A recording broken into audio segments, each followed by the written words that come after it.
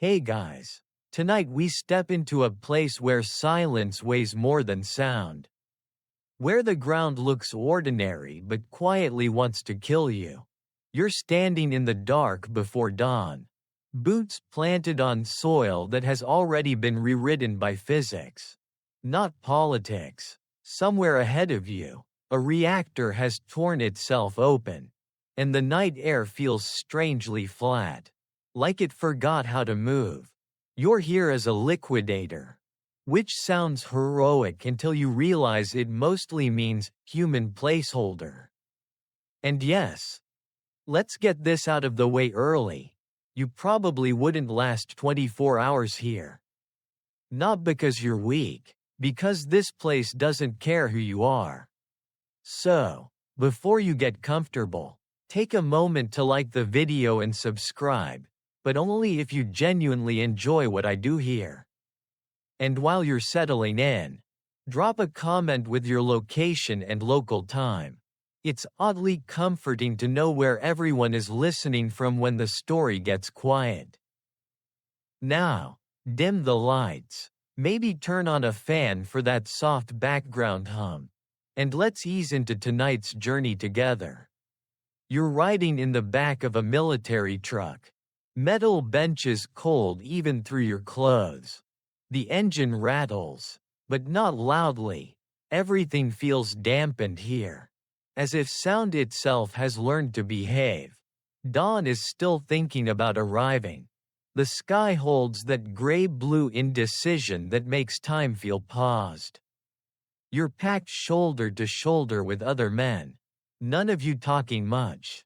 No one is asleep. Sleeping feels inappropriate, like whistling in a church. This is April 1986. Though it doesn't feel like a date so much as a condition. A few days ago, reactor number 4 at the Chernobyl nuclear power plant exploded during a late-night safety test.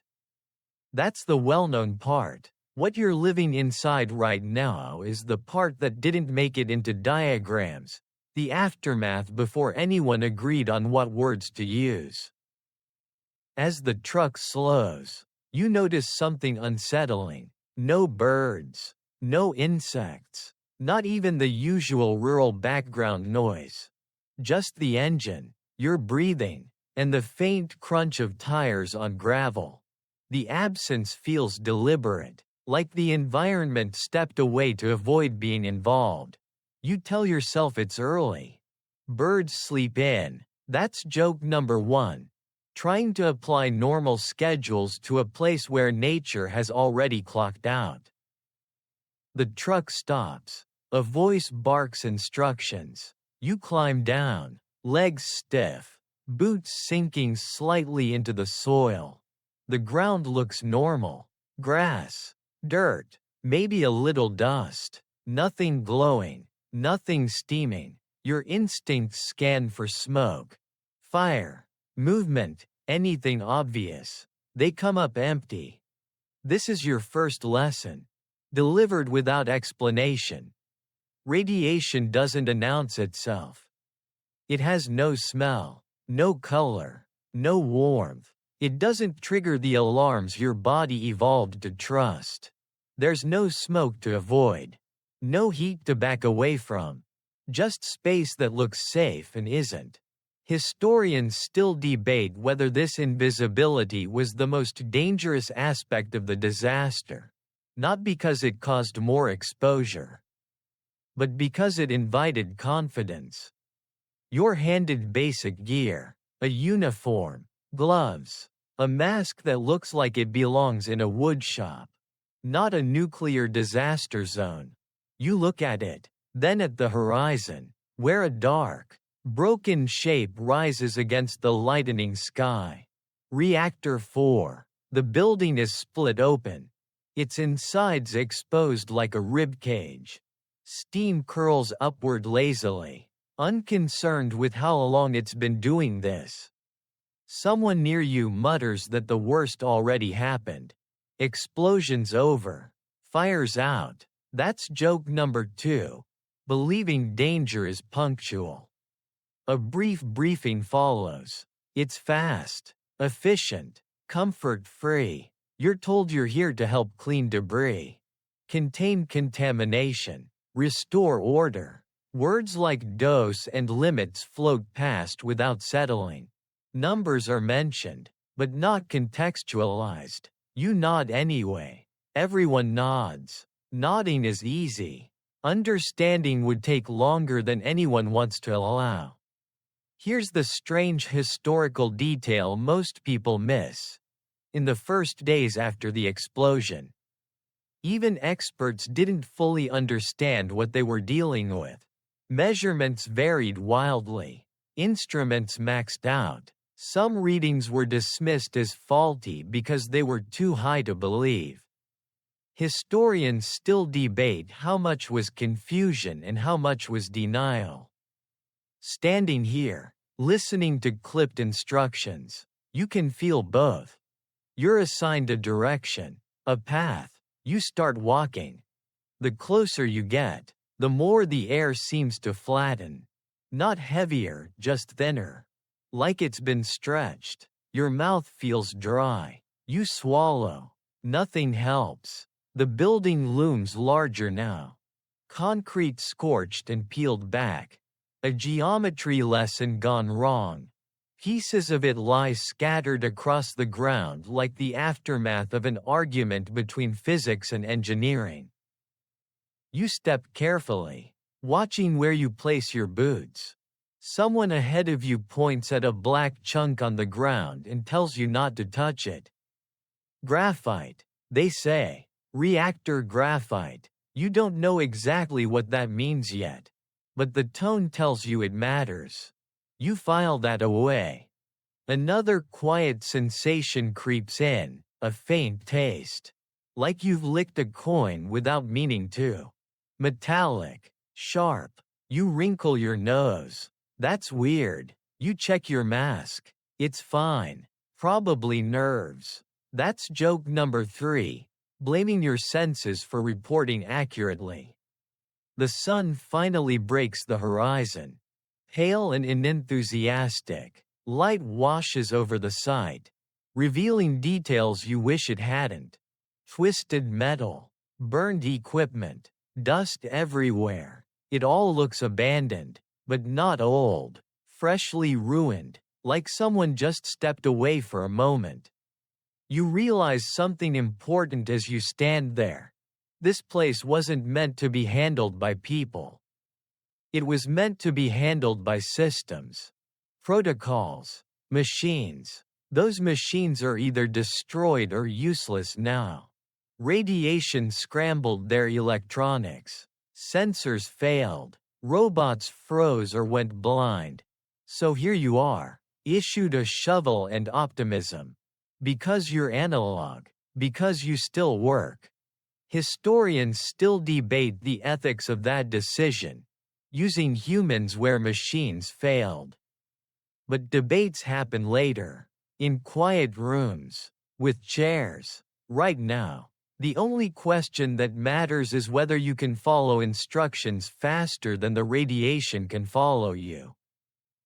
A whistle blows. Movement resumes. You step forward, deeper into the zone, your body already absorbing something it cannot feel.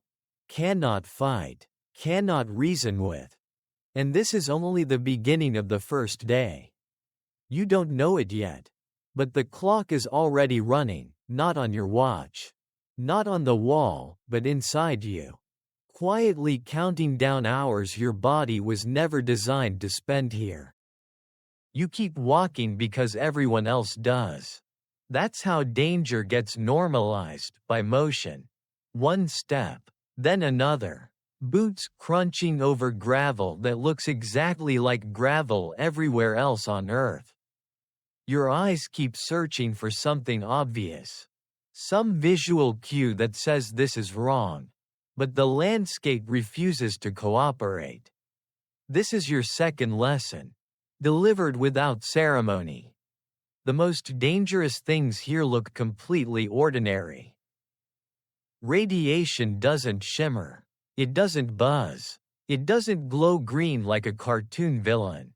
It just exists, saturating space the way a smell would, except your nose is useless now. Your skin doesn't tingle. Your lungs don't burn. Your body sends no warning emails whatsoever. Evolution did not prepare you for invisible particles rearranging your cells at high speed. You pass a sign half buried in dirt. It used to say something official. Now it just says nothing. Bleached and cracked. Someone jokes that it's probably fine because the paint hasn't peeled off yet. That's joke number 1, using aesthetics as a safety metric. The ground changes subtly as you move closer to the reactor complex. Less grass, more dust. A fine gray powder coats everything: boots, cuffs, gloves. It looks like ash, but lighter, almost fluffy. You resist the urge to brush it off. You've already been told not to kick it up. Dust is a problem here. Dust moves. Dust gets inhaled. Dust remembers where it's been. You start noticing sounds now, not loud ones, but clicks, sharp, irregular clicks that seem to come from everywhere and nowhere. Someone ahead of you carries a dosimeter, a boxy little device clipped to his chest. It chatters nervously, like an insect trapped in plastic. Click, click, click, click. You ask what it means. He shrugs without slowing down. It's talking, he says. It always talks. That's joke number 2, pretending instruments are just conversational. Here's the well-known historical fact. Radiation levels around Reactor 4 were staggeringly high in the days after the explosion, far beyond what was considered survivable for prolonged exposure. Here's the lesser-known part. Many of the measuring devices on site simply maxed out. They couldn't display numbers high enough to be accurate. Some were dismissed as broken. Historians still debate how many early decisions were made using incomplete or misleading data. From your position in line, none of that matters yet. All you know is that the clicking is getting faster.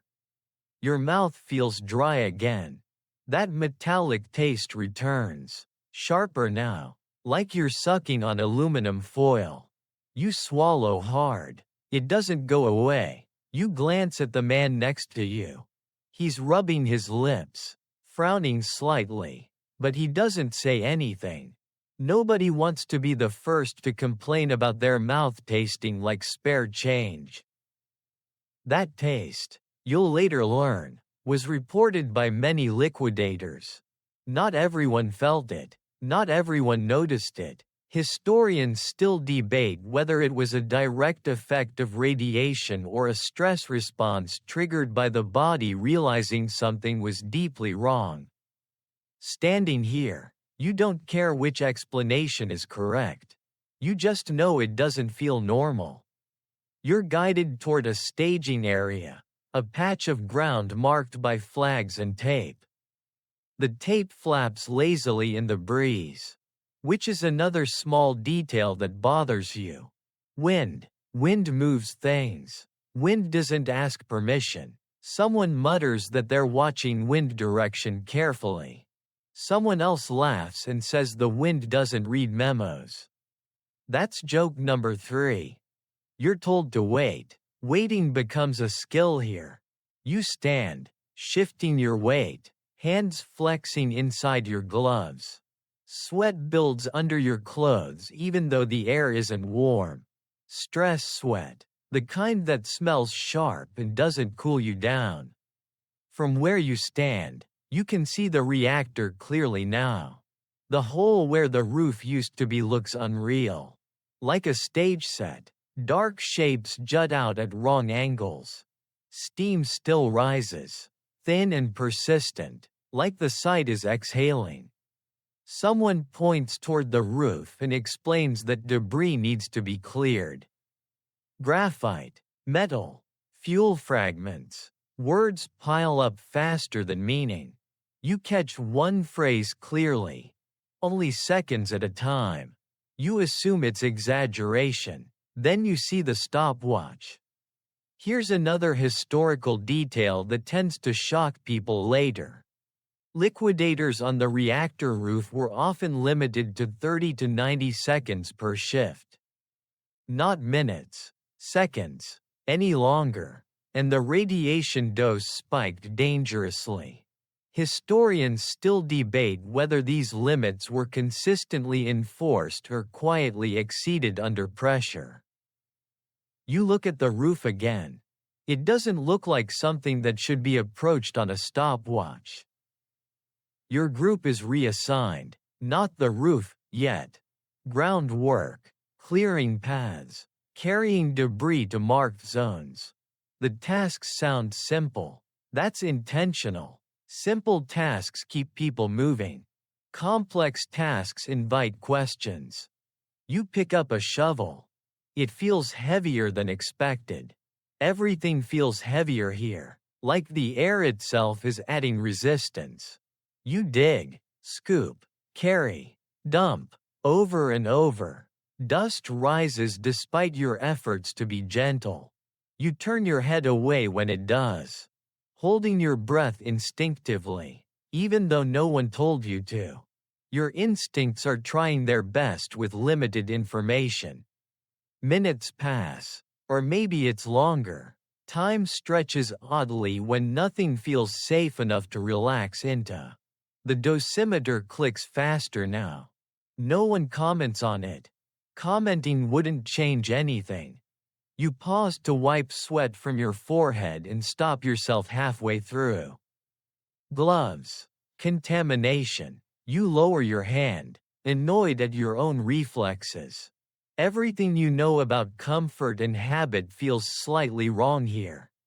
Another man stumbles nearby. Not a fall, just a misstep. He laughs it off, blaming uneven ground, but you notice how he steadies himself for longer than necessary. Fatigue arrives early in places like this. Historians still debate how much exhaustion accelerated radiation exposure by slowing reaction time and judgment. A whistle blows again. You're told to rotate out. Relief ripples through the group. Quick and quiet, you walk back along the same path, dust clinging stubbornly to your boots.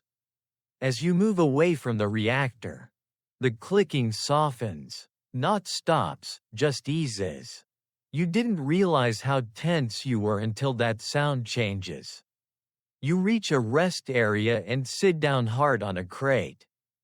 Your heart is pounding faster than the work should justify. You take a deep breath and taste metal again. This is when it hits you, not fear, not panic, just understanding. Nothing about this place is dramatic in the way danger usually is. No explosions, no alarms, no visible threat to fight or flee. Just time. And the quiet certainty that every second you spend here is doing something permanent. Somewhere inside you, whether you notice it or not. You check your watch. The first hours haven't even passed yet. And you already feel like you're behind. You don't get a break so much as a pause. Sitting on a crate doesn't feel like rest. It feels like gravity finally catching up with you. Your legs hum faintly, a low vibration that might be fatigue or might be something else. You don't interrogate it. Interrogation takes energy. Someone hands you water in a dented metal cup. You drink carefully, trying not to let the rim touch your lips too much. Then realizing that thought arrived a few hours too late to matter. The water tastes normal. That feels suspiciously reassuring. That's joke number 1. Trusting flavor in a place where flavor means nothing. Around you, men sit quietly, some staring at the ground, Some at nothing at all. No one is telling stories. No one is comparing notes. Conversation feels optional, like decoration you can't afford. A few people smoke, exhaling quickly and turning their heads away, as if the air might judge them for adding anything else to it. In the distance, Reactor 4 continues to exist in its broken state. Unapologetic and patient, you can't hear it. That might be the most unsettling part. No roar, no crackle, just a ruined building quietly emitting particles that don't care about your posture or intentions. This is the widely known historical truth settling in. The explosion destroyed the reactor. But the reactor didn't stop working. It kept producing radiation long after the fire was out, long after the headlines were written. The disaster wasn't a moment. It was a condition. A whistle blows again, too soon. You stand up automatically, legs protesting in a way that feels disproportionate to the effort you've made so far. That's odd. You stretch quickly, hoping no one notices. Stretching here feels like admitting weakness. That's joke number 2, pretending muscles have opinions. Your next assignment takes you closer to the plant's interior perimeter. Not inside, not yet, but close enough that the concrete walls radiate a strange presence. Like standing next to a giant machine that's still warm even after it's been shut off. The walls are stained in places. Darker patches that no one explains. You pass equipment abandoned where it fell. Tools, carts, a ladder lying on its side like it gave up mid-task. Everything looks paused, as if the people who dropped these things meant to come back and just didn't. You don't ask why. The answers are already implied. Here's a lesser-known detail that still unsettles historians. In the first days after the explosion, many workers didn't understand what graphite looked like outside a reactor. They treated it like rubble. Ordinary debris. You remember the black chunks someone warned you about earlier and feel a quiet gratitude for that warning arriving in time. You're told to help move contaminated material into designated pits. The pits are shallow, hastily dug, marked with flags that feel symbolic rather than practical. You shovel carefully, trying to keep movements small and controlled. Sweat runs down your back now, trapped under layers that don't breathe. The urge to wipe your face returns. You resist it again. Annoyed. The dosimeter's clicking grows sharper. Faster. Like it's trying to interrupt something important. You glance at it instinctively. Then look away. Looking won't change the number. That's joke number 3, calling ignorance efficiency. You feel it before anyone says anything. A dull pressure behind your eyes. Not pain, just presence. Like a headache that hasn't committed yet. You blink hard a few times. The world sharpens, then dulls again. You attribute it to strain, sunlight, stress, anything that doesn't involve the word radiation. Historians still debate when the first symptoms of acute radiation exposure actually begin, whether they appear within hours or wait days to announce themselves. Standing here, shovel in hand, you understand why the debate exists. Nothing you're feeling is definitive enough to name. A man nearby drops his shovel. Not dramatically. It just slips from his hands. He stares at it for a second, confused, then picks it up again. You notice his hands shaking slightly. He notices you noticing and gives a quick half smile. Like he's embarrassed by his own biology. Didn't sleep much, he says. You nod. Everyone nods. Lack of sleep is the most socially acceptable explanation for almost anything. That's joke number 4, a bonus one the day throws in for free. Time blurs again. Shovel, carry, dump, step back, repeat. Your body moves on autopilot. Conserving thought. You become very aware of how heavy your own breathing sounds inside your mask. Each inhale feels like work. Each exhale feels incomplete. Another whistle. Rotation. You walk back toward the rest area. Legs heavier than before. The clicking softens again as you move away, and the relief is immediate and embarrassing. Your shoulders drop without you telling them to. Your jaw unclenches. The body knows before the mind allows it. You sit down and notice your hands trembling now. More clearly than earlier. You clasp them together, pretending to stretch. The tremor doesn't stop. It just hides. Someone mentions food. The word feels abstract, like talking about vacation plans during a storm. Still, you accept a ration when it's offered.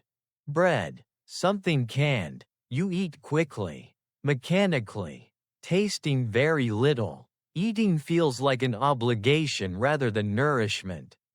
Here's another uncomfortable historical fact. Food provided to liquidators offered no meaningful protection from radiation exposure. The idea that eating, drinking milk, or taking vitamins could help was more psychological than practical.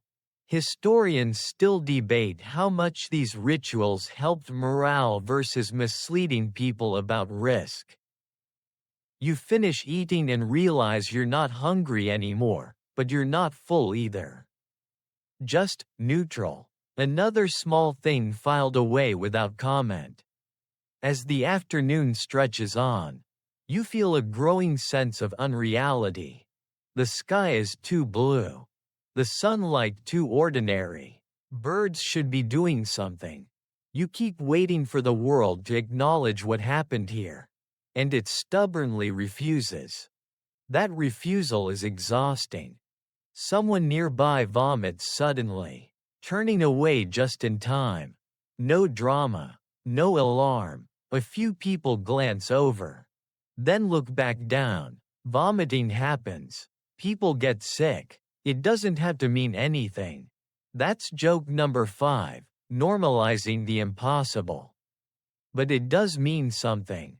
You feel it settle in your chest. Not as fear, but as understanding. This isn't about heroism. It isn't about bravery. It isn't even about sacrifice. Not in the way stories like to frame it. It's about being present in a place where presence has a cost measured in things you can't immediately feel. You check your watch again. The day is still young. And your body is already sending signals it doesn't fully understand. You stand when told to stand. You move when told to move. You follow the path laid out for you. Because deviating would require questions. And questions would require answers no one has. Somewhere inside you, a quiet thought forms, not panic. Not despair, just logic.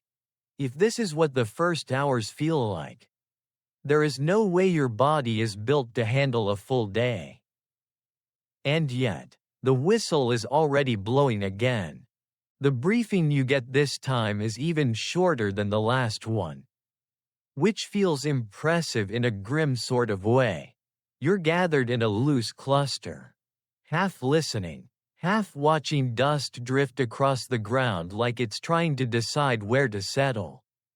An officer points at a rough map taped to a board. Lines, arrows, circles that don't quite match the scale of reality. Work fast, he says. Follow orders. Don't improvise. No one asks questions. Questions feel heavy. That's joke number 1, saving energy by not understanding.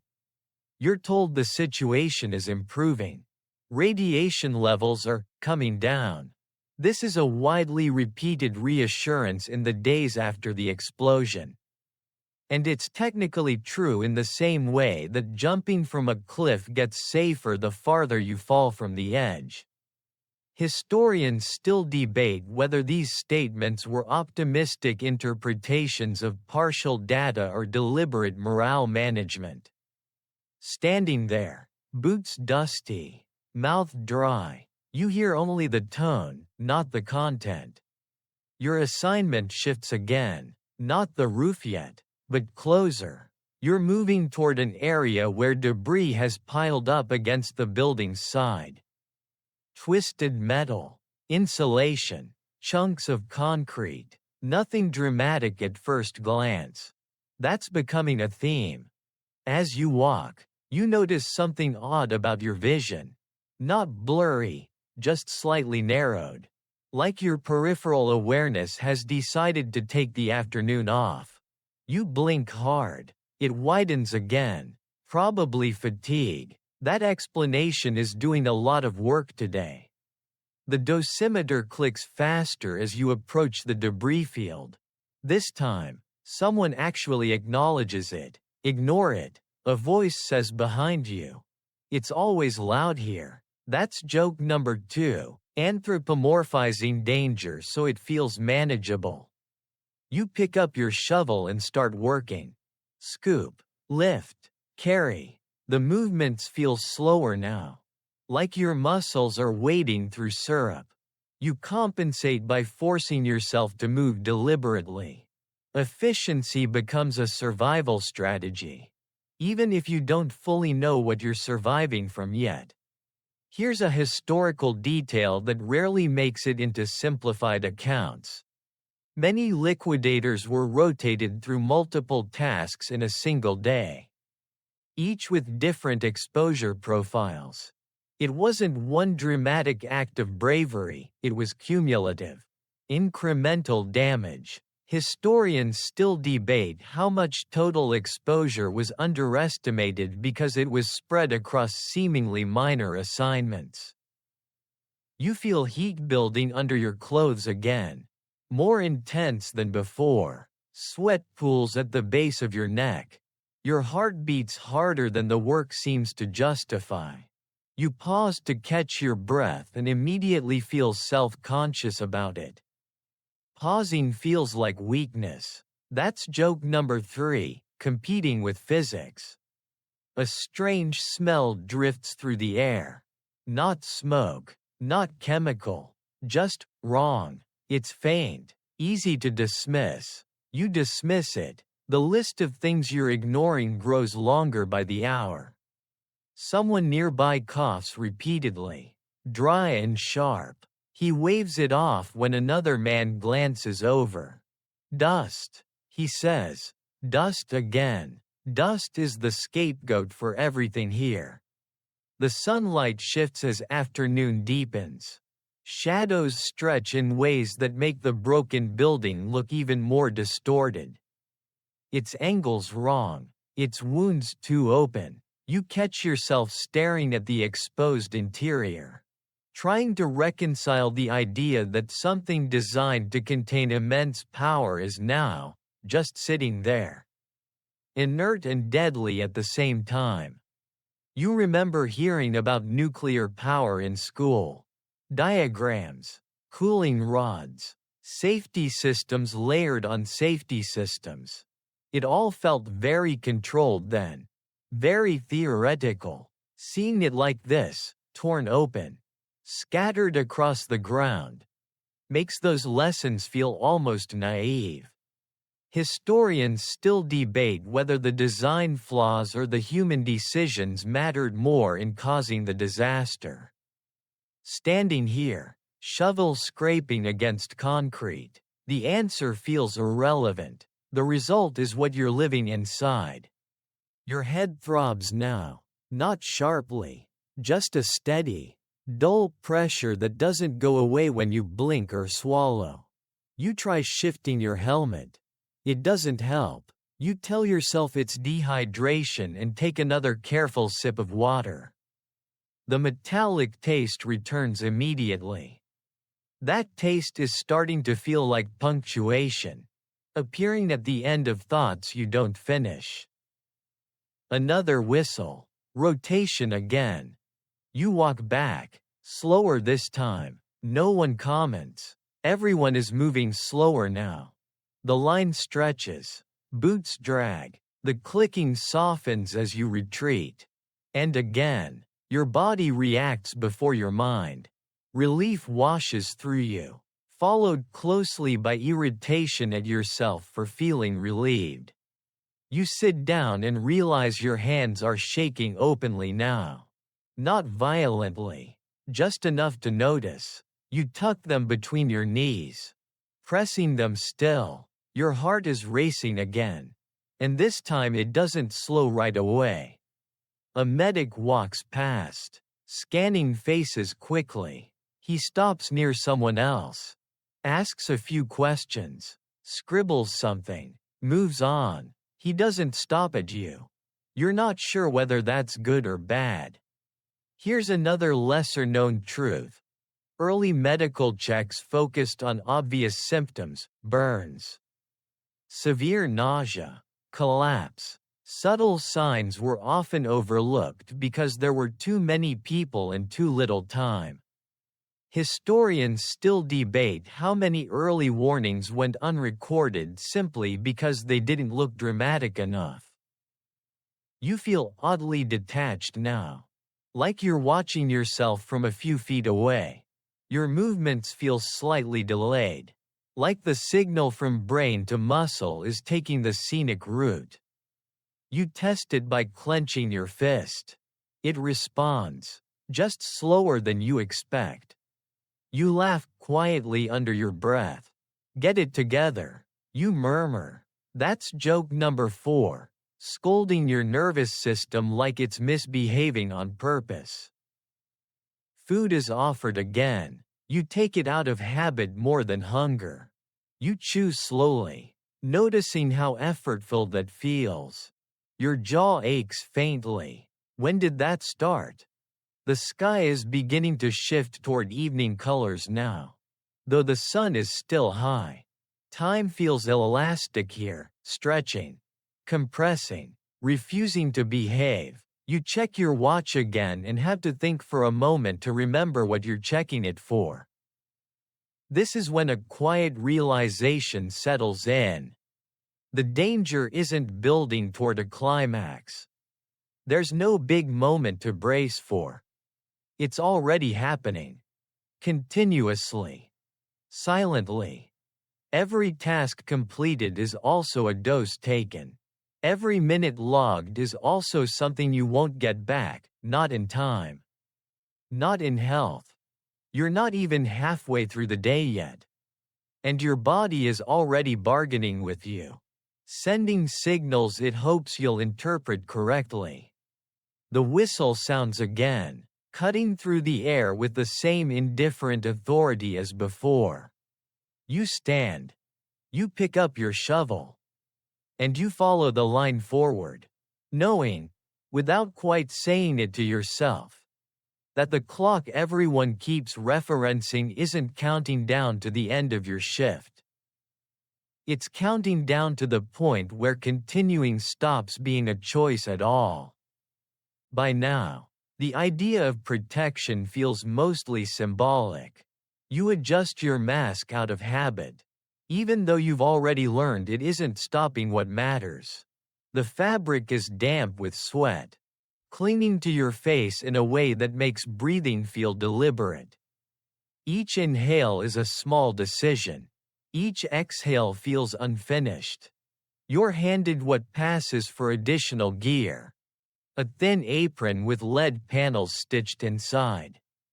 It hangs awkwardly, heavy in the wrong places, pulling at your shoulders and lower back. Someone jokes that it's like wearing a medieval costume to fight a ghost. That's joke number 1, acknowledging the absurdity without stopping to think about it. The explanation you get is brief. Lead blocks radiation. This is true in the same way that an umbrella blocks rain. Useful until the storm comes from every direction at once. Historians still debate how effective this kind of protection really was under the conditions you're facing. Standing there, lead pressing into your collarbone. Effectiveness feels theoretical. You're told to move quickly today. Faster than before. There's urgency now. Threaded into every instruction. A sense that time is slipping. That something needs to be finished before another deadline no one fully explains. Deadlines here aren't about clocks. They're about containment. About limiting how long the reactor stays exposed. Your task involves clearing debris closer to the building's side wall. The heat radiating from the concrete is faint but noticeable. Like standing near a parked car that's been in the sun too long. You can't tell if the warmth is physical or imagined.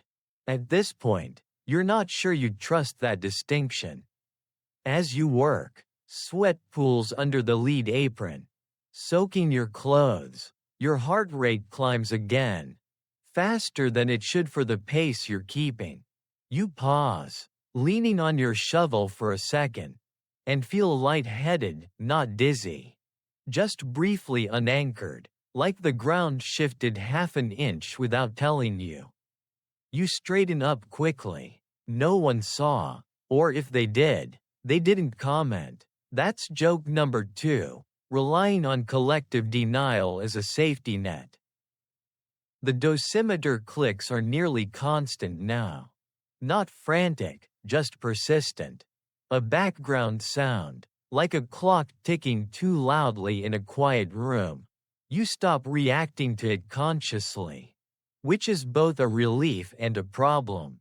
Your brain is very good at normalizing anything it hears long enough. Here's a historical detail that rarely gets mentioned. Many liquidators didn't know their exact radiation dose until long after the work was done, if they ever knew at all. Records were incomplete, instruments failed, numbers were rounded or lost. Historians still debate how much uncertainty was accidental and how much was convenient. In this moment, all you know is that the clicking hasn't stopped. Your movement's slow again, despite your efforts to stay efficient. The shovel feels heavier than it did an hour ago. Or maybe your arms are weaker. You can't tell anymore. The distinction matters less than the result. Someone nearby mutters that the robots were supposed to do this part. You look up instinctively. Robots. Machines that don't breathe, don't sweat, don't absorb radiation into cells they need later. You remember hearing that some were deployed early on and failed. Their electronics fried, their sensors went blind. That's the lesser-known truth tucked behind the hero narrative. Humans weren't chosen because they were best suited for the job. They were chosen because they still worked when everything else stopped. Historians still debate whether this was bravery or desperation. Carrying debris by hand, you feel it as both. Your mouth tastes metallic again. Stronger now, almost bitter. You swallow and feel a faint wave of nausea that passes as quickly as it arrives. You pretend it didn't happen. Pretending is efficient. Another man stops suddenly and bends forward. Hands on his knees, breathing hard. A supervisor waves him aside without ceremony.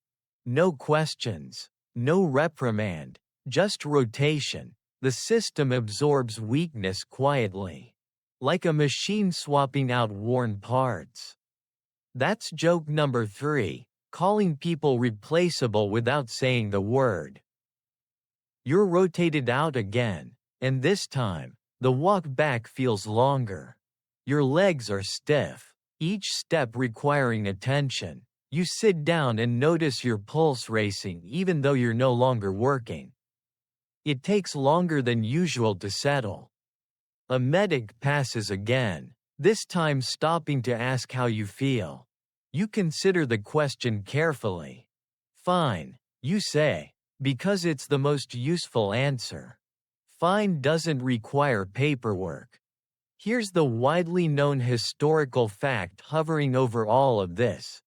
Hundreds of thousands of liquidators were eventually involved in the cleanup. Here's the part still debated.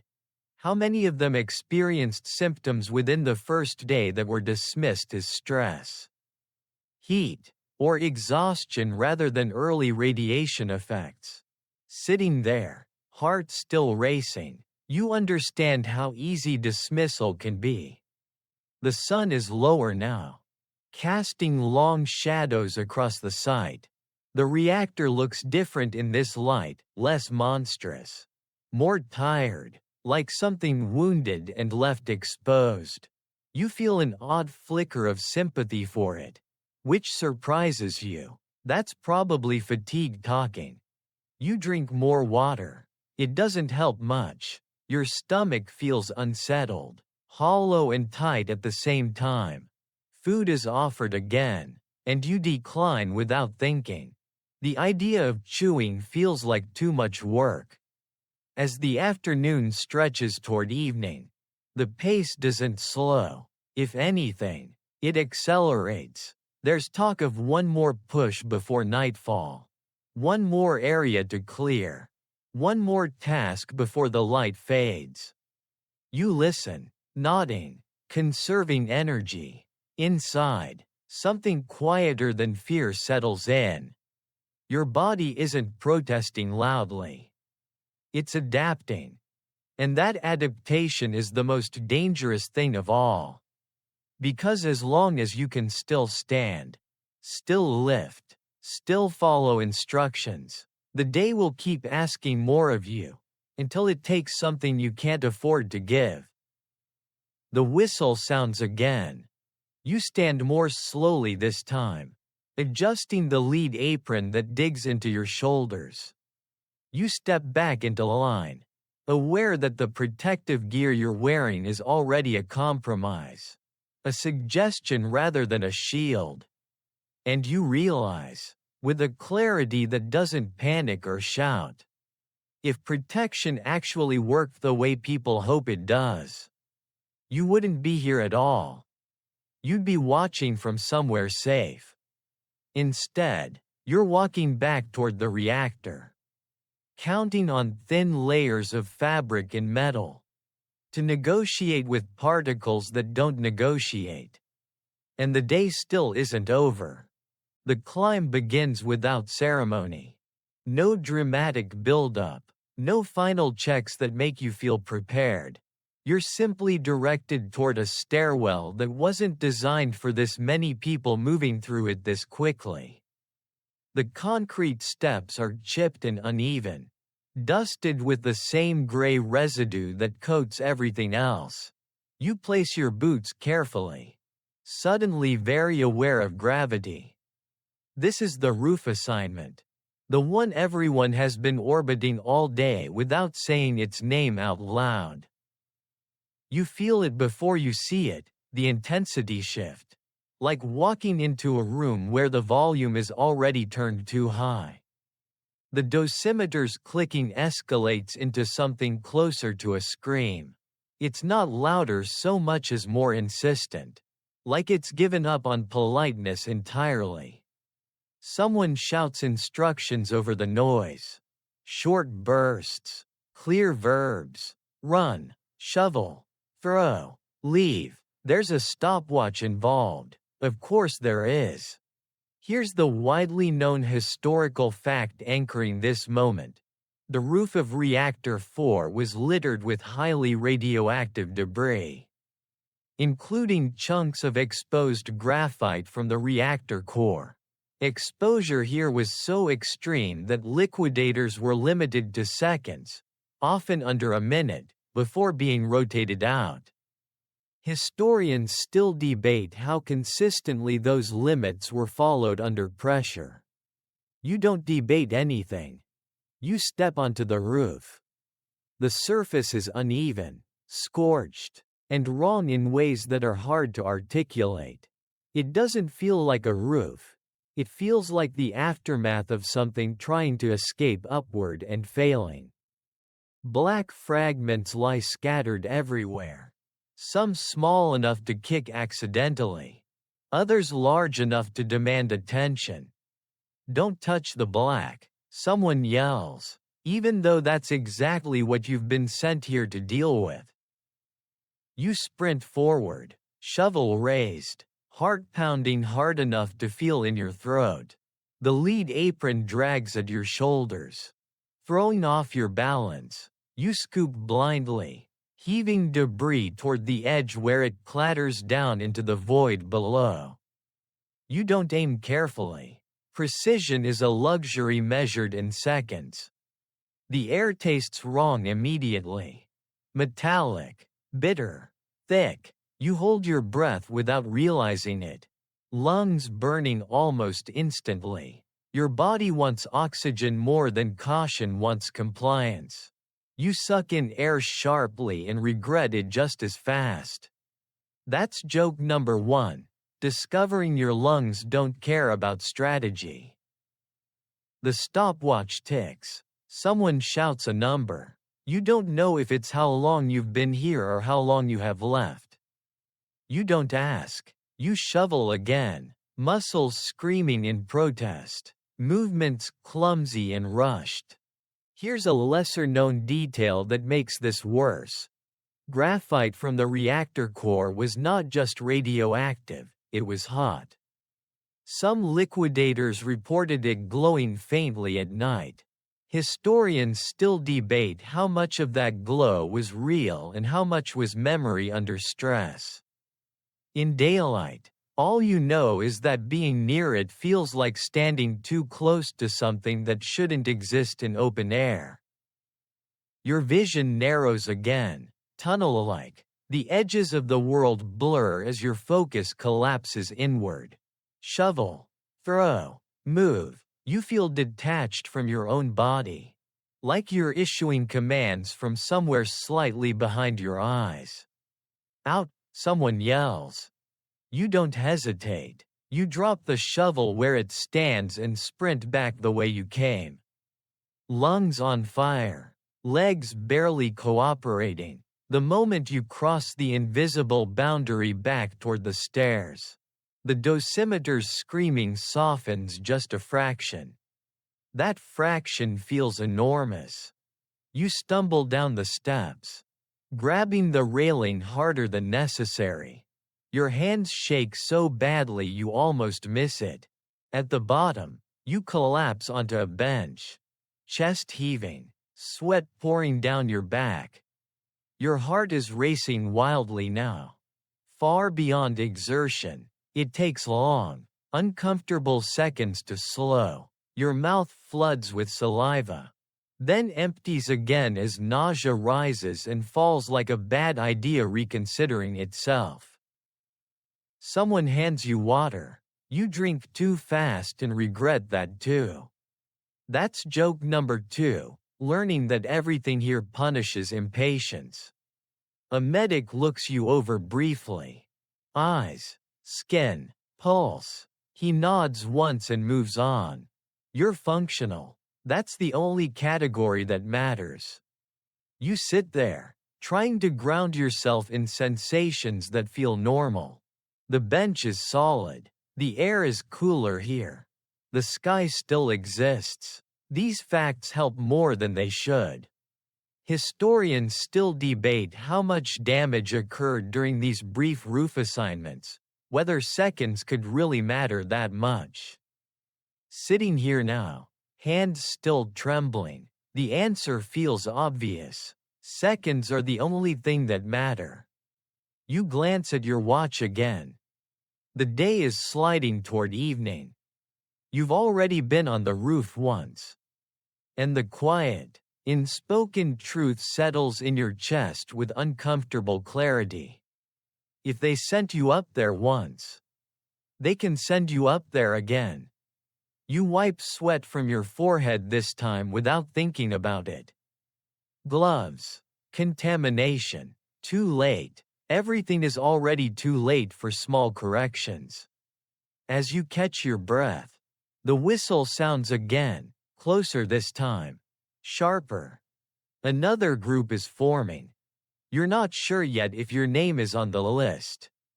But your body, still buzzing, still recovering from those few unbearable seconds, seems to know something your mind hasn't fully accepted. You used up a lot of what you had. In less than a minute.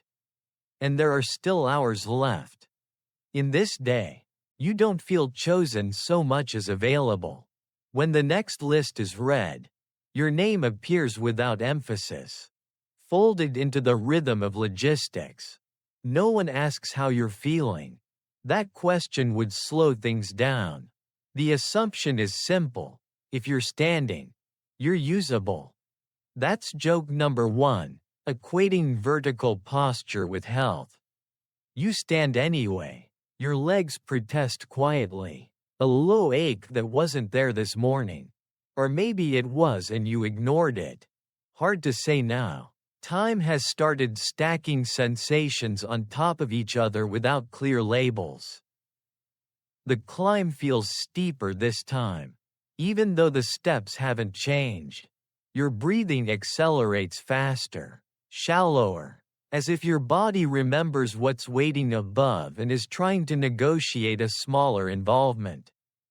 The dosimeter's clicks sharpen again, louder earlier than before, like the roof is reaching for you.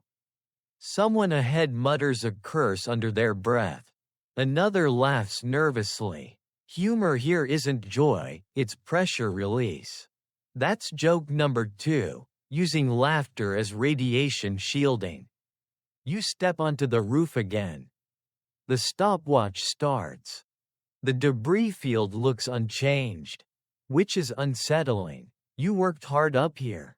You moved things. You ran, and yet, the surface still looks just as hostile, just as cluttered. Progress is measured in grams, not impressions. You shovel again. Faster now, less careful. There's no time for precision. Your arms burn almost immediately. Your grip feels weaker, like your hands are wrapped in thick gloves even though they aren't. Your mouth fills with that metallic taste again, stronger than before, almost acidic. You swallow reflexively and feel a brief surge of nausea. You ignore it. Ignoring has become a skill. Here's the lesser-known historical detail that deepens the dread. Repeated short exposures in high radiation zones can be more damaging than a single longer one. Because the body doesn't have time to recover between hits. Historians still debate how many liquidators were unknowingly subjected to this pattern. Standing here, shovel scraping, you feel the logic of it settle into your bones. Your vision tunnels again, but this time it doesn't fully recover when you blink. The edges of the world feel smeared. Like wet paint, you misjudge a step and stumble, catching yourself just in time. Your heart spikes, a sharp jolt of adrenaline that feels out of proportion to the movement. Move, someone shouts. You move. The stopwatch ticks. A number is called. You don't hear it clearly. Just the urgency behind it. You shovel once more, heaving debris toward the edge. Then turn and sprint back. Halfway to the stairs, your legs feel suddenly unreliable. Not weak, disconnected. Like the signal from your brain is arriving a fraction of a second late. You adjust instinctively, shortening your stride, focusing hard on each step. That's joke number 3, micromanaging your own legs. You make it off the roof and down the stairs. Chest heaving, heart racing harder than the first time. The bench catches you again.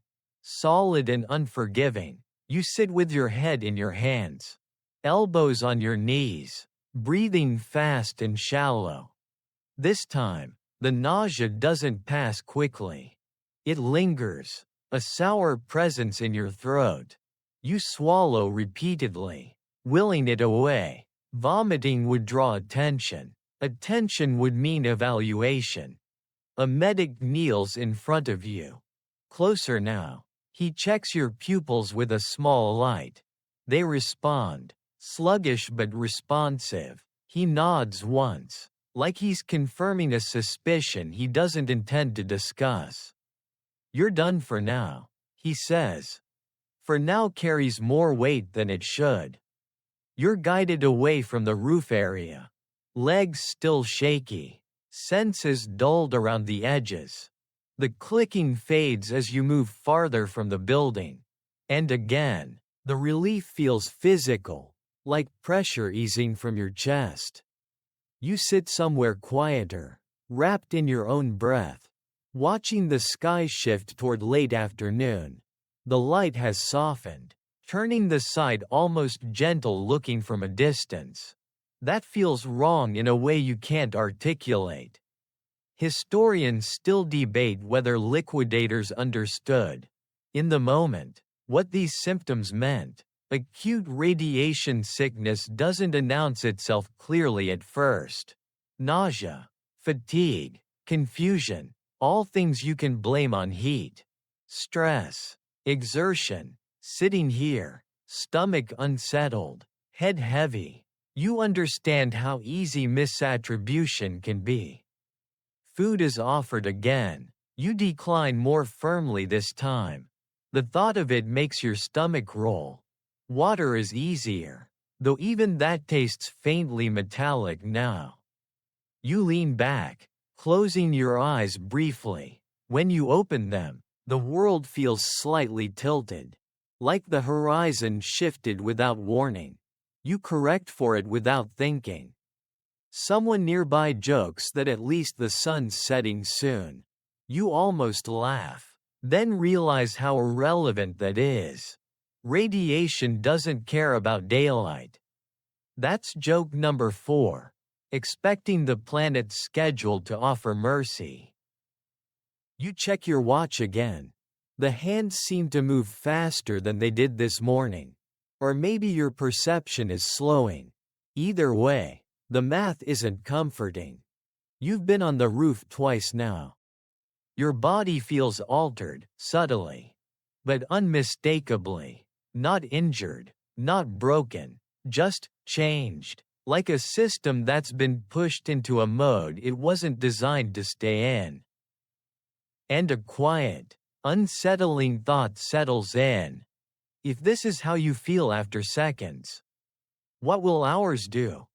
You don't have to wonder long. The whistle sounds again, and this time, it doesn't mean go. It means wait. Which, you're learning, is sometimes worse. Waiting stretches differently here. It doesn't relax you, it keeps you suspended. You sit on a low bench, elbows on your knees, hands loosely clasped because holding them any tighter makes the tremor obvious. Your breathing has slowed, but it feels shallow, like your lungs are reluctant to fully commit after what just happened. Around you, the rotation continues. New faces head toward the stairs. Others come back down looking slightly altered, like copies made from the same original but with small details smudged.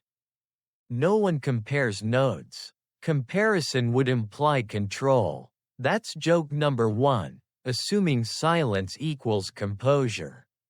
Your stomach flips again, a slow roll this time rather than a sharp wave.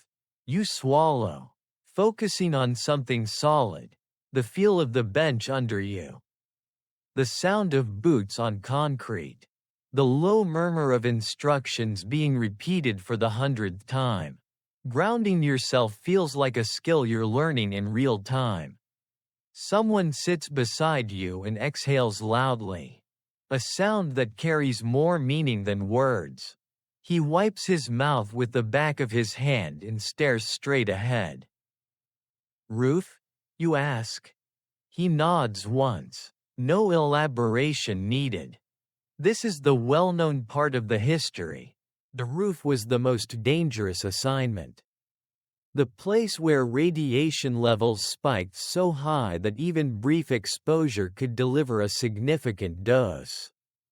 What's less often mentioned is what came after: the waiting, the monitoring, the uncertainty. Historians still debate whether the psychological strain of anticipation compounded physical harm. Sitting here, nausea hovering, you suspect it did. You shift your weight and notice how heavy your limbs feel. Like gravity has been dialed up slightly. Moving takes intention now. Your arms don't swing naturally when you stand to stretch. They follow instructions instead of instinct. A medic returns, clipboard in hand. He asks your name, confirms it, then scribbles something down. You try to read his expression for clues. It's neutral, professionally neutral. That kind of neutrality can mean anything. How do you feel? He asks again. You pause longer this time. The honest answer is complicated. You settle on tired. Tired is safe. Tired is expected. He nods and moves on. That's joke number 2, discovering the power of vague adjectives. Here's a lesser-known medical detail that makes this moment more unsettling. Early symptoms of acute radiation exposure often subside temporarily before worsening later. A false calm can set in, making people believe they're fine. Historians still debate how many liquidators experienced this lull and mistook it for recovery. As you sit there, stomach settling slightly, you feel a flicker of relief, and immediately distrust it. The light shifts again. Late afternoon leans toward evening, casting longer shadows across the site. The reactor looks less stark now. Its edges softened by angle and distance. That visual mercy feels undeserved. You're given a small task away from the building, moving equipment, organizing supplies. It feels almost kind, like being reassigned to the shallow end after nearly drowning. You move slowly, deliberately, grateful for the distance even as you know distance doesn't mean safety here. As you lift a crate, your grip slips slightly. You adjust and lift again. Annoyed at yourself, your hands feel clumsier than they should. Coordination takes effort now. You compensate by slowing down. That's joke number 3, calling slowness strategy. While you work, you overhear fragments of conversation. Numbers, doses. Someone mentions a figure that sounds impossible. Someone else says the instrument must be wrong. Laughter follows, thin and brief. You don't know which interpretation you prefer. You finish the task and sit again. Heart thudding harder than it should for the effort you've made. It takes a while to slow. Longer than it did this morning. You notice that pattern without comment.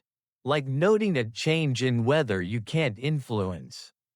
The nausea returns briefly, then recedes. Your mouth tastes metallic again. Faint but persistent. You swish water and spit it out discreetly. The taste remains stubborn. Historians still debate whether that metallic taste was a true sensory effect of radiation or a psychosomatic response triggered by stress and expectation. Sitting here, tasting it again, you decide the distinction doesn't matter. Either way, it's a message your body keeps sending. You look around and notice how many people are sitting now instead of standing. How movements have become smaller, more economical. The site feels slower, like the day has aged everyone prematurely. A whistle blows, not sharp this time, but tired sounding. If that's possible, the next phase is announced. Evening operations, different focus, continued urgency. You stand carefully, testing your balance before committing fully. The world holds steady, though it feels slightly distant, like you're viewing it through a thin layer of glass. As you join the line again, a quiet realization settles in. You're not getting used to this place. You're being changed by it. Every sensation that feels dulled, every movement that feels heavier, is not adaptation, it's accumulation. And the day is still unfolding. You follow the group forward, aware that you've already crossed a threshold you can't uncross. The first few hours stripped away the illusion of safety. The next few will test how much your body can give before it starts asking for things it can't get back. The light fades another degree. And somewhere inside you, a clock keeps ticking. Not measuring time worked, but measuring resilience spent. Evening doesn't cool the place the way it should. The sun lowers, the light softens, but the air holds onto the day like it doesn't know how to let go. You feel it in your skin first, not heat exactly. Just a persistent warmth that doesn't match the temperature. It's the kind of sensation you'd normally ignore. Here, ignoring things has become routine. You're assigned to another ground task. Farther from the roof, closer to the plant's outer structures. The relief is immediate and short-lived. Distance helps, but it doesn't reset anything. Your body carries the earlier moments forward like a receipt you didn't ask for but can't return. As you walk, the metallic taste flares again, stronger than before. It coats your tongue, sharp and unmistakable, like you bit down on a coin and held it there. You swallow hard. It doesn't fade. That's joke number 1. Discovering flavors that refuse to be rinsed away. This sensation is one of those details that turns up again and again in liquidator accounts. Some noticed it early, others later, some never did. Historians still debate whether it was a direct neurological response to radiation or a stress-induced sensory distortion. Standing here, tasting metal where none exists, the debate feels academic. Your stomach tightens again, more insistently this time. It's not nausea that demands action, it's nausea that waits. Patient and uncomfortable, like it's deciding whether to escalate. You slow your breathing, counting inhales the way people do when they're trying not to panic. Panic would only make things worse. You're very good at not panicking now. The task itself is straightforward. Clear, carry, stack, movements you've repeated all day. But repetition has a cost. Each lift feels heavier than the last. Your arms tremble faintly under loads that would have been trivial this morning. You adjust your grip, careful not to drop anything. Dropping would draw attention. That's joke number 2, handling objects more gently than your own body. You notice your vision flicker briefly, like the lights dimmed for a fraction of a second.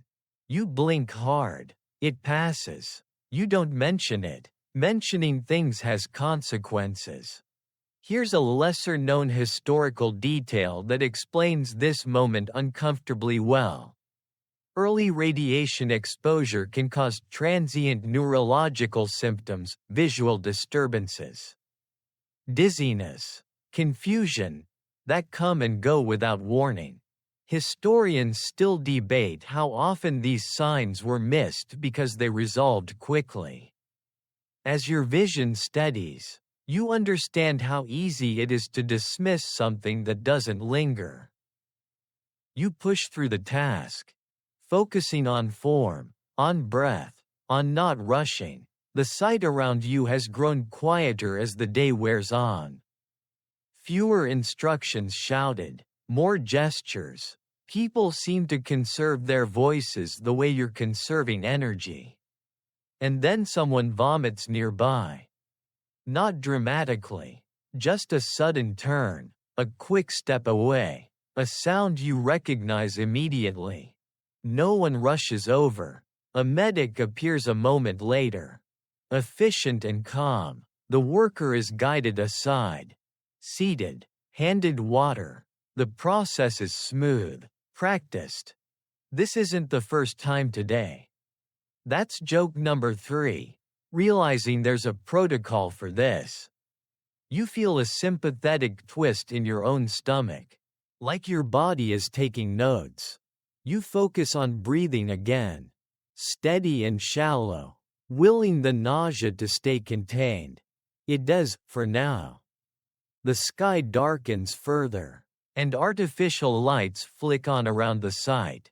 Their glow feels harsh, flattening everything into sharp contrasts. Shadows disappear, replaced by an even, unforgiving brightness that makes every surface look the same. The reactor looms in the distance. Less visible now but no less present. Historians often note how night work increased risk, not because radiation levels rose, but because fatigue did. Mistakes multiply when bodies are tired. Standing under harsh lights, muscles aching, you feel the truth of that settle in. You complete the task and step aside, chest rising and falling faster than it should. Your heart feels jumpy, skipping and catching in ways that make you pause. You press a hand lightly against your chest, as if that might encourage cooperation. It doesn't change much. A medic notices this time. He asks you to sit. You comply without argument. Sitting feels like permission. He checks your pulse. It's fast. He checks again, frowns slightly, then writes something down. He doesn't look alarmed. That's comforting in theory. In practice, it's ambiguous. Drink, he says, handing you water. You drink slowly, deliberately. The metallic taste dulls but doesn't disappear. Your stomach settles just enough to be tolerable. You sit there, watching others move, noting how many of them look the way you feel, pale, slow, careful. Here's another widely known historical fact reframed by proximity. Many liquidators did not collapse dramatically on sight. They finished their shifts. They walked away under their own power. Symptoms often intensified later. Historians still debate whether this delayed onset made the danger harder to recognize in the moment. You stand again when told to. Moving with measured caution. Balance holds. Vision holds. You're still functional. But something inside you has shifted. The evening presses on. Tasks rotating. The pace never quite easing. You keep working, because working is what's asked of you. And stopping would require explanation. As the hours stack, the day feels less like a sequence and more like a single, extended moment of endurance. Your body exists in a narrowed state now, focused on basic operations. Uninterested in anything beyond the next instruction. You catch yourself thinking, I just need to get through this. Not the day. Not the shift. Just this next task. That's when it lands, quietly and without drama. This is how people stay too long in places they shouldn't be. Not because they don't know it's dangerous, but because danger has been broken into manageable pieces. And you only ever face one piece at a time. The lights hum. The night deepens. And somewhere beneath the fatigue, beneath the nausea, beneath the metallic taste that refuses to leave. Your body is keeping a tally you can't see. And it hasn't stopped counting yet. Machines were supposed to be here instead of you. That fact floats up now. Late enough in the day to feel ironic rather than reassuring. You remember hearing it earlier: robots, remote-controlled devices, clever Soviet engineering meant to spare human bodies from impossible environments. It sounded impressive at the time. Now you see the remains. A tracked machine sits idle near the building, its metal body scorched and dusted gray like everything else. Cables trail uselessly from its side. Someone says it stopped responding after a few minutes on the roof. Another says its sensors went blind. A third shrugs and says the radiation just cooked it from the inside out. That's joke number 1. Watching a robot quit before you do.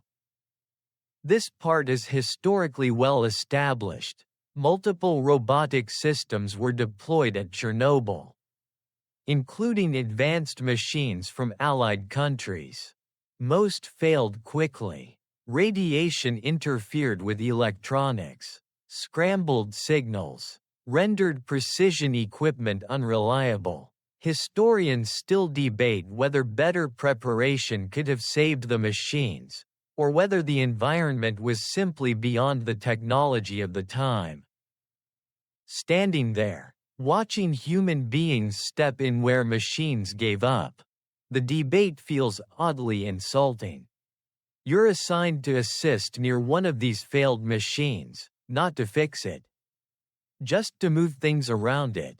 Clear space. Make paths. The work feels symbolic, like tidying up after a plan that didn't work. You lift carefully. Body already tuned to economy. No wasted motion. No extra steps. Your hands feel clumsy again. Not numb, just imprecise. You overcorrect when lifting, then compensate. Movements jerky and deliberate. It's like operating yourself with a slight delay. That's joke number 2, becoming your own malfunctioning equipment.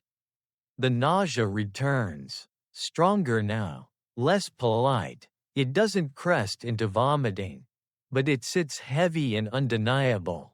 You swallow repeatedly, jaw tight, focusing on keeping your breathing steady. Someone nearby catches your eye and gives a small nod. Not sympathy, recognition. Here's a lesser-known physiological detail that explains the timing. Nausea from radiation exposure can appear within hours, then fade, then return unpredictably. Historians still debate how often early waves were mistaken for unrelated illness. As your stomach churns again, you understand how easy that mistake would be. You're told to move quickly. There's always urgency, but tonight it's sharper. The light is artificial now. Harsh and flat, draining depth from everything. The world feels two-dimensional, like a set rather than a place. That unreality settles into you, making everything feel slightly detached. Your heart stutters again, just a momentary flutter, like it forgot the rhythm. You pause instinctively, hand brushing your chest, then keep moving. Stopping draws attention. Attention leads to evaluation. Evaluation might mean removal, but it might also mean questions you don't have the energy to answer. That's joke number 3, treating uncertainty as something to be avoided rather than resolved. A supervisor passes, glancing at the stalled robot, then at you. Humans still work, he says, half joking. You almost laugh. Almost. The irony is sharp enough to taste, right alongside the metal. You finish the task and step aside, leaning briefly against a wall that still feels warm through your clothes. The warmth doesn't comfort you. It reminds you that heat here doesn't behave normally either. A medic checks on someone else nearby who looks worse than you feel. Pale, sweaty, unsteady. They're escorted away, not dramatically, just quietly removed from the flow. You watch them go with a mix of relief and envy. Relief that it isn't you. Envy that it isn't you. Historians still debate how decisions were made about who stayed and who was pulled. There were thresholds, protocols, numbers, but also judgment calls made under pressure. Sitting there, waiting for your own name to be spoken, you feel how arbitrary it can all seem. Your name isn't called. You're still functional. So you stay. The night deepens, and with it, the sense that the site is closing in rather than opening up.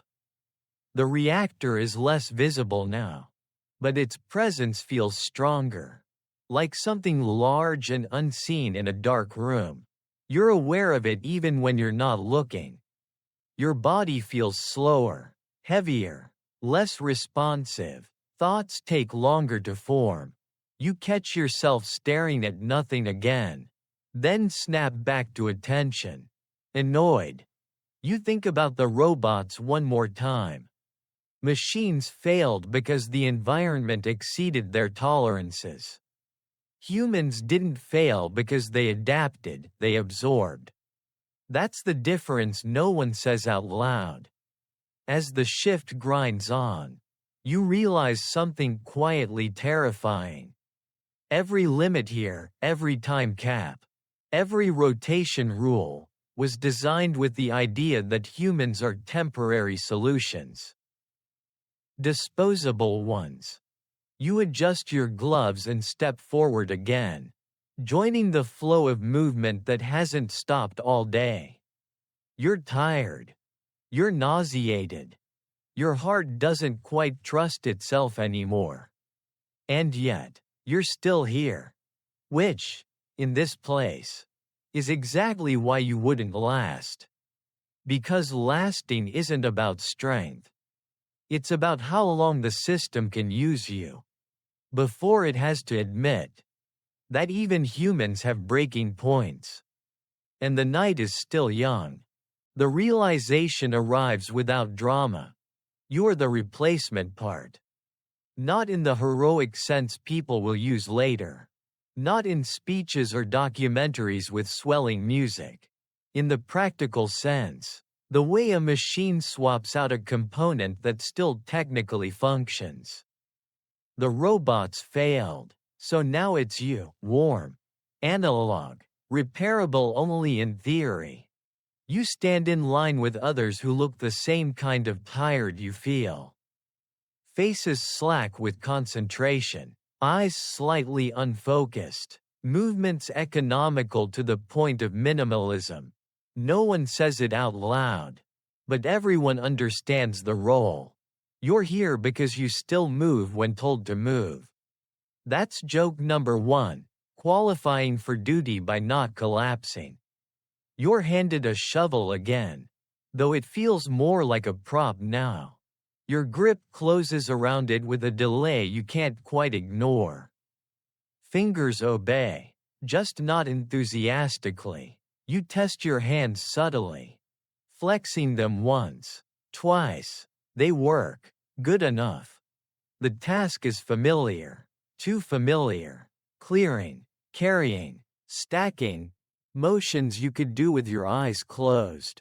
Which is fortunate because your vision keeps softening around the edges like a photograph losing focus. You blink hard, it sharpens, then dulls again. You don't mention it. Historians still debate how many liquidators experienced neurological symptoms during the first 24 hours and continued working anyway. Not because they were unaware, but because the symptoms were subtle enough to negotiate with. Standing here, shovel in hand, you understand how negotiation happens. Your stomach cramps briefly. A tight twist that makes you pause mid-lift. You breathe through it, slow and shallow, waiting for it to pass. It does, leaving behind a faint queasiness that feels almost manageable. Almost. That's joke number 2, accepting almost as a baseline. A supervisor walks by, checking progress. He nods at your pile. Satisfied. No praise. No comment. Approval here is silent and transactional. You're doing what you're supposed to do. That's enough. The night air feels cooler now, though the warmth under your clothes hasn't gone anywhere. Sweat clings to your skin, cooling unevenly, making you shiver despite the heat. Your body can't decide what state it's in anymore. You notice something else now. Your sense of time is slipping. Minutes stretch unpredictably.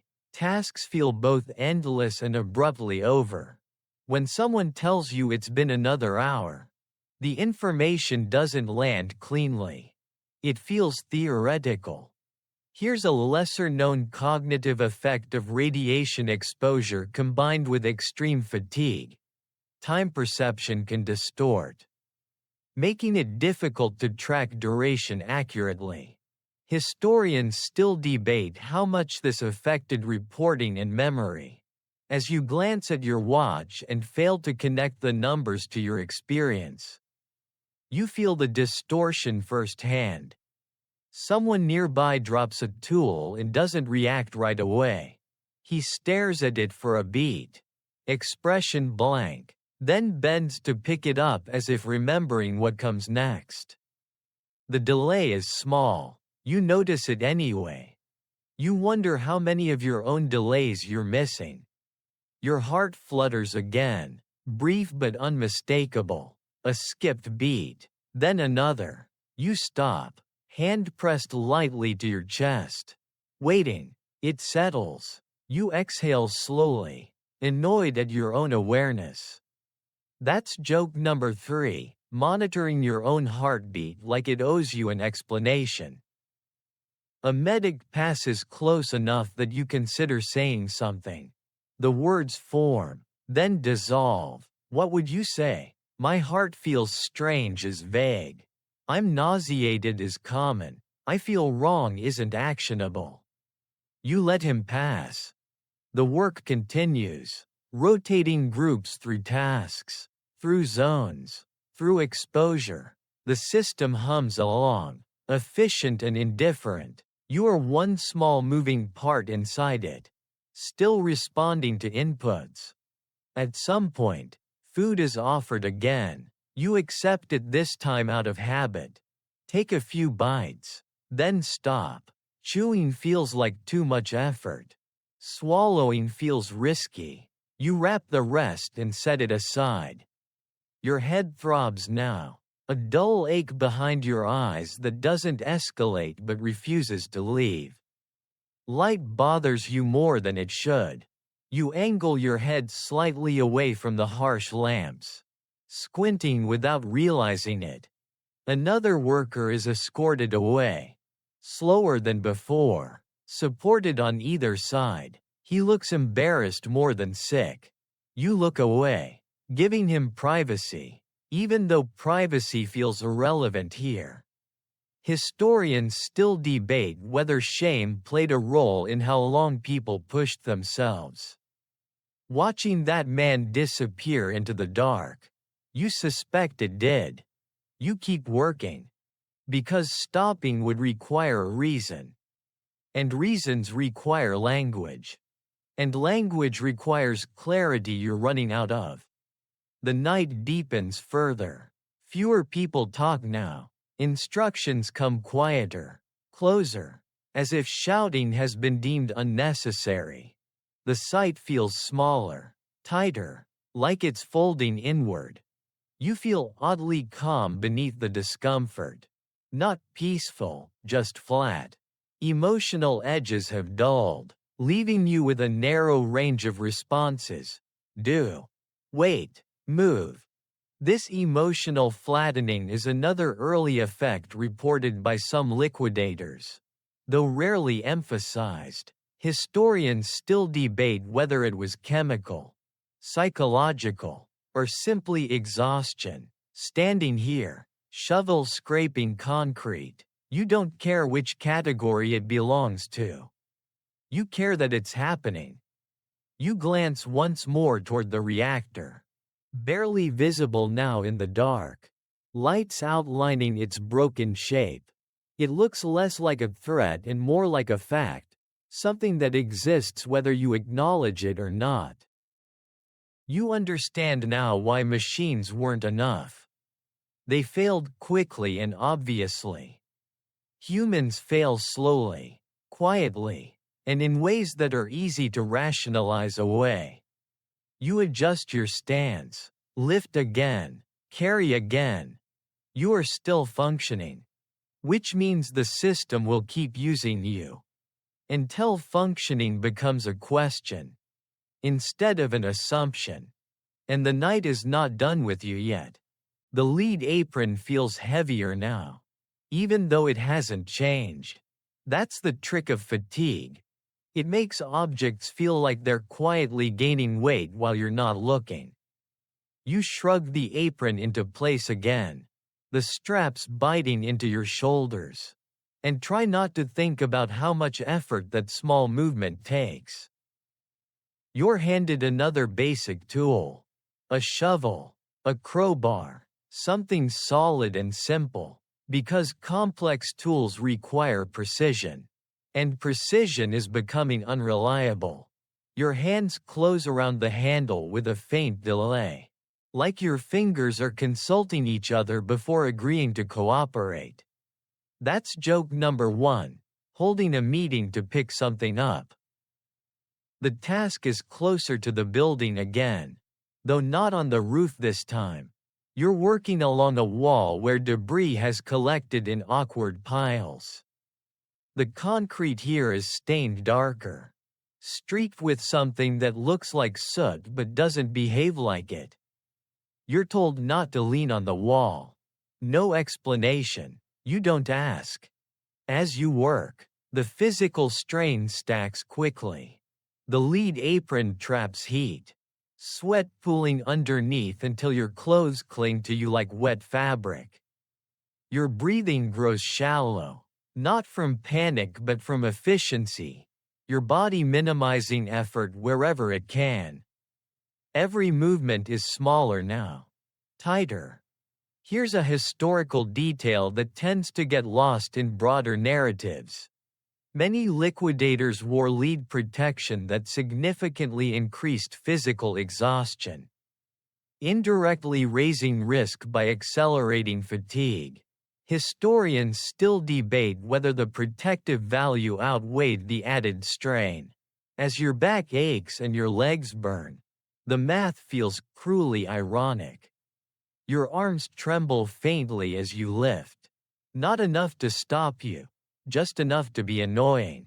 You adjust your stance, widen your feet, compensate. You've become very good at compensating.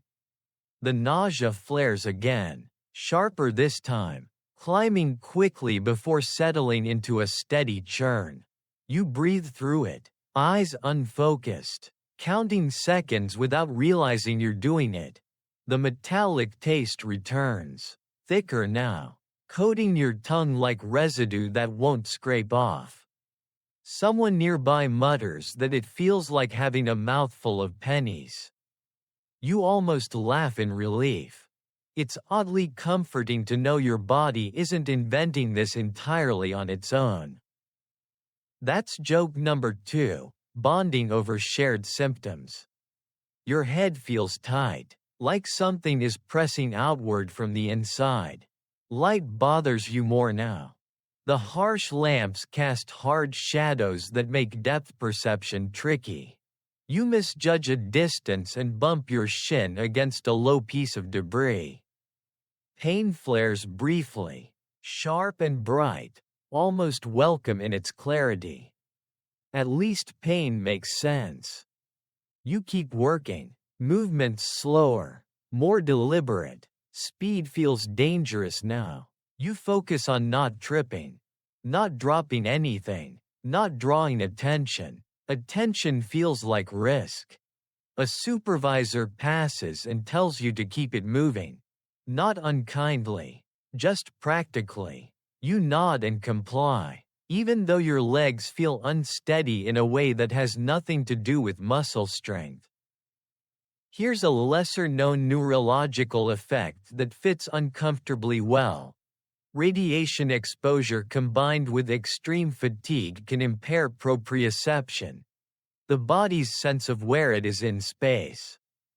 Historians still debate how often this contributed to accidents on site, as you take an extra moment to place your foot before stepping.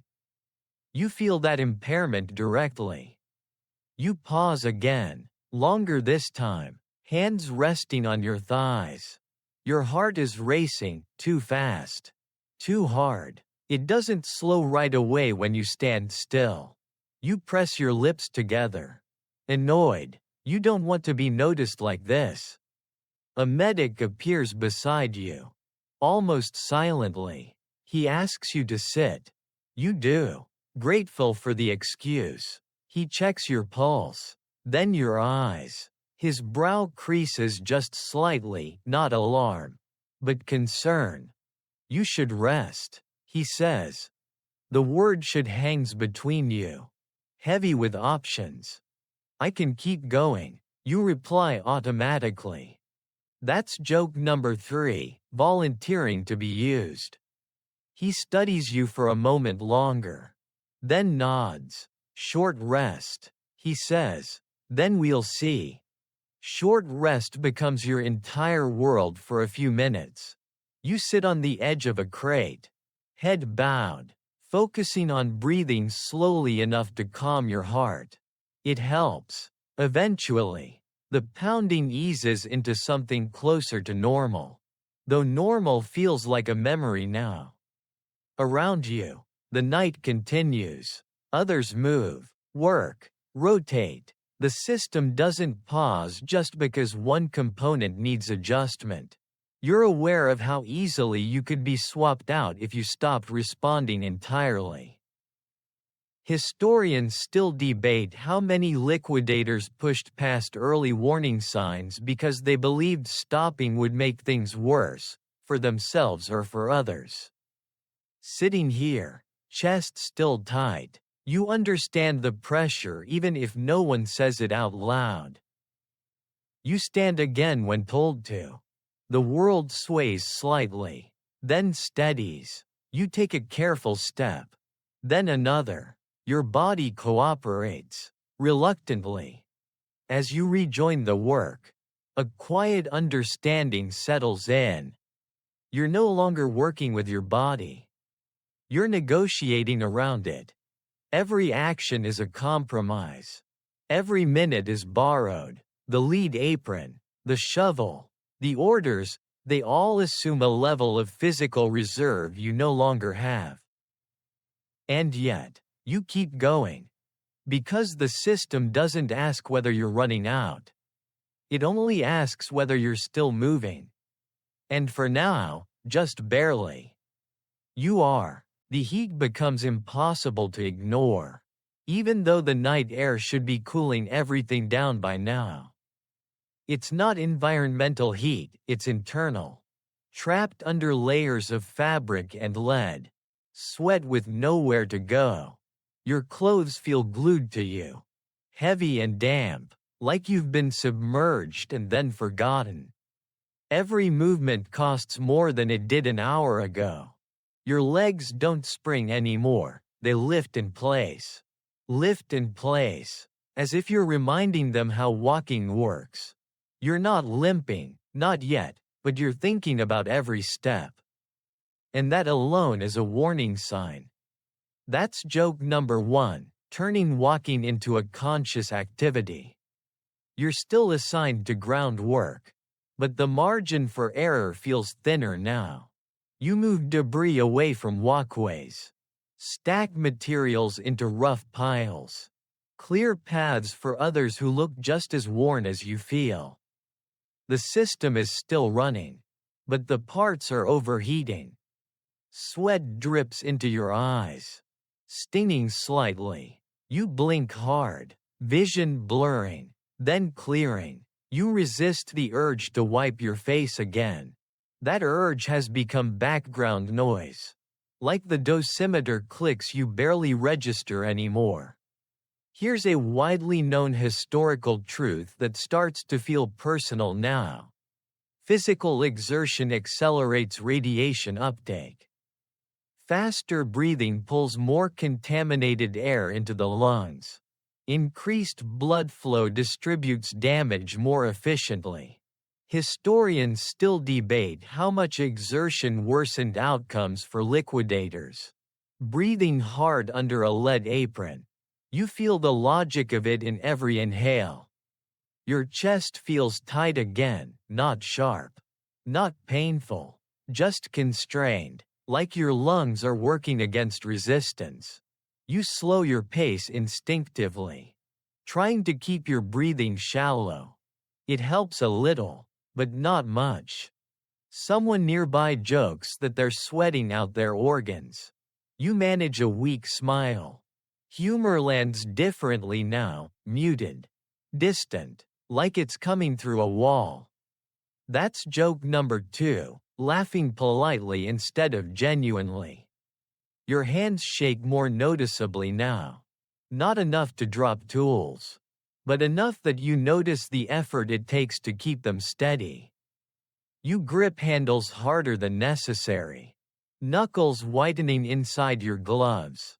The tremor dampens, replaced by aching forearms. The nausea shifts again, less rolling, more constant, a dull pressure that sits just below your ribs, reminding you it's there without demanding action. You're grateful for that small mercy. A supervisor calls for faster movement. You comply, even though your body resists the idea. Speed now feels reckless, but recklessness is relative here. You push just enough to avoid standing out. Here's a lesser-known detail that surfaces in survivor accounts. Many liquidators reported feeling strangely warm even in cool conditions. A symptom that appeared before more severe illness. Historians still debate whether this was a neurological response or a byproduct of exertion. Standing here, sweat-soaked in the night, you don't care which explanation fits. You just know it's happening. Your head throbs again, stronger now, pulsing behind your eyes in time with your heartbeat. Light flares at the edges of your vision when you bend down and stand up too quickly. You adjust by moving slower, more deliberately. That's joke number 3, calling caution efficiency. Another worker stumbles nearby, catching himself against a stack of debris.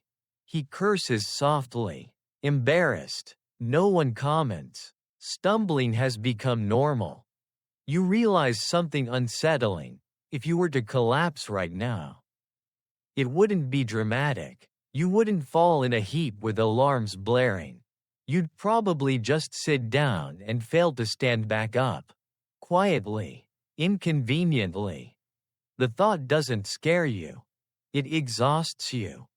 A medic passes again, scanning faces, movements, posture. His eyes linger on you for half a second longer than before. You straighten instinctively, trying to look capable. The word capable feels flexible now. He moves on. The night stretches. Tasks rotate. The pace never quite eases. You lose track of how many times you've lifted, carried, set down. Numbers don't stick anymore. Everything blends into a single, continuous effort. Your sense of time narrows further. You stop thinking in hours. You think in instructions, in breaths, in steps between points.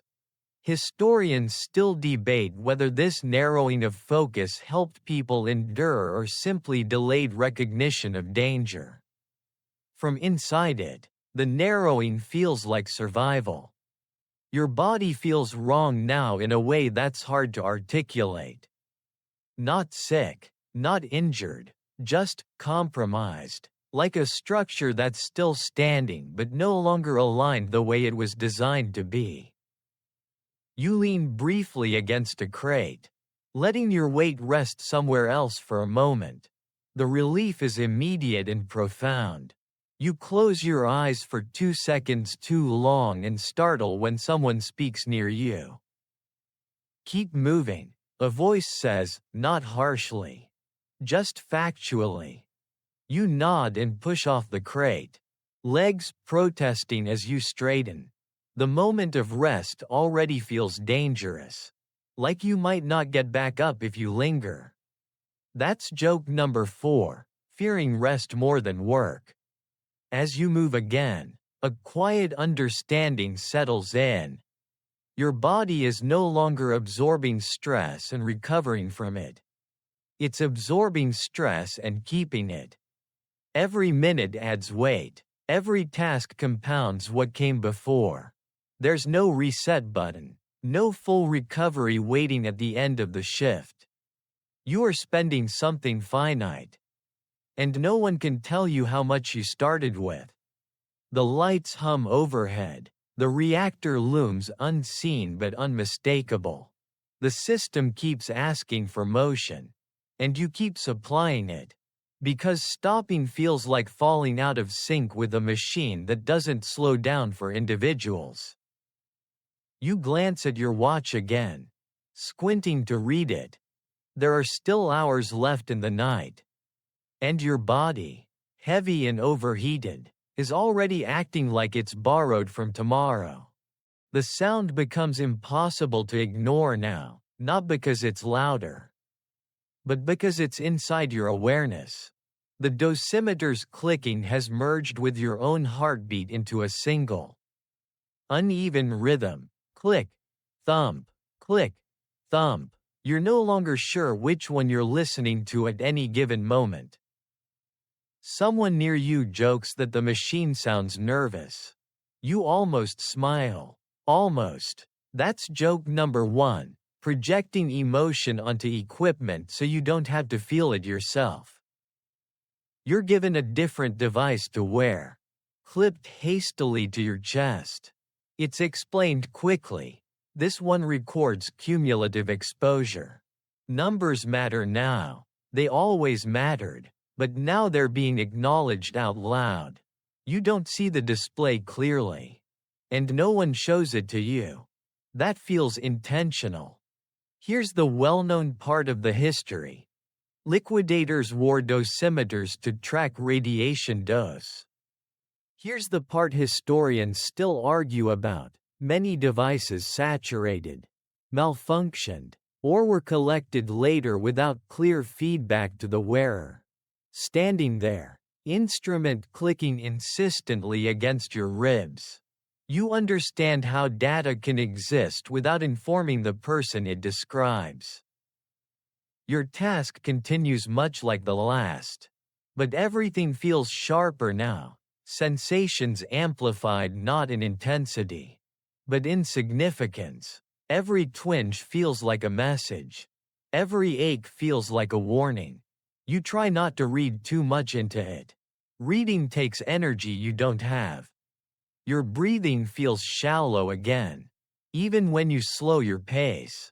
It's not panic, it's economy. Your body is rationing effort the way people ration supplies when they're not sure how long they'll last. That's joke number 2, discovering you're running on low power mode. You feel dizzy when you bend to lift something and stand again. This time, it doesn't pass immediately. The world tilts, then steadies only after you brace yourself for a few seconds. You pretend to adjust your gloves while you wait it out. Gloves are a good excuse. Gloves don't ask questions. A medic notices anyway. He steps closer, asks you to look at him. You do. His face swims slightly before snapping back into focus. You good? He asks. You hesitate for half a second too long. Yeah, you say. He doesn't argue. He just nods and makes a note. That's joke number 3, passing inspections by sounding confident. Here's a lesser-known medical detail that makes this moment more precarious than it feels. Dizziness and confusion can precede more severe radiation effects. But they're nonspecific enough to be dismissed repeatedly. Historians still debate how often early signs were logged without triggering action. Standing here, balance still slightly off. You feel how easily the system absorbs ambiguity. The night deepens further. The artificial lights flatten everything into harsh clarity. Shadows are gone, replaced by a constant, unforgiving brightness that makes it hard to judge depth. You misstep again, catch yourself again. Catching yourself has become routine. Your heart flutters once more. Longer this time, a brief irregularity that makes you stop mid-motion. Hand pressed to your chest. Breath held. It resolves on its own, leaving you shaken and annoyed. You don't say anything. That's joke number 4, treating your heart like it's being dramatic. You sit briefly when allowed. Head bowed, hands resting limply on your thighs. Your fingers feel clumsy, slow to respond when you flex them. You test them again. They work, just not crisply. Someone nearby asks what time it is. You check your watch and have to look twice. The numbers don't line up with how long it feels like you've been here. Time has lost its edges, smearing into something thick and resistant. Historians still debate how exhaustion and exposure affected time perception during the cleanup. Sitting there, pulse finally settling, you feel how irrelevant clocks have become. The only time that matters is the time your body has left to give. The whistle sounds again, quieter now, almost weary. Instructions are delivered in shorter sentences. Fewer words, less explanation. Everyone seems to understand without needing to be told. You stand carefully, testing your balance before committing fully. The world holds, barely. As you rejoin the line, a thought surfaces that you don't push away this time. You are not getting stronger as the day goes on. You are getting used up. And the dosimeter keeps counting, whether you look at it or not.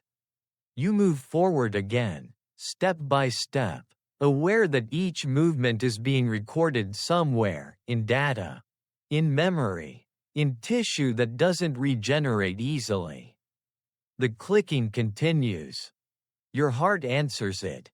And the night, long and indifferent, stretches on, patiently waiting to see which one of you stops first.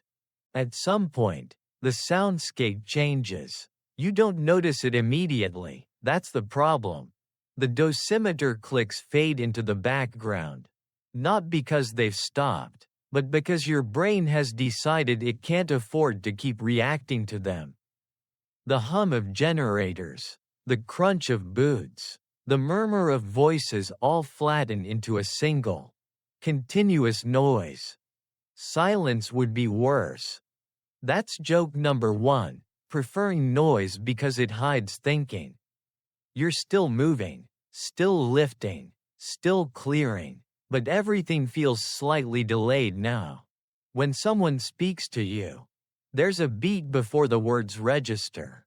When you respond, your own voice sounds distant, like it's coming from the wrong part of the room. You answer anyway, trusting muscle memory to fill in gaps your attention no longer can. Your hands feel thick, clumsy, not numb, just less precise.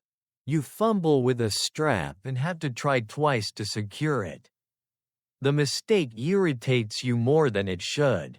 Irritation takes energy, too, but it sneaks in anyway.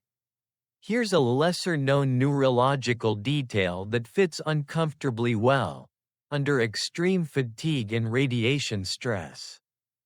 Fine motor control degrades before gross movement fails.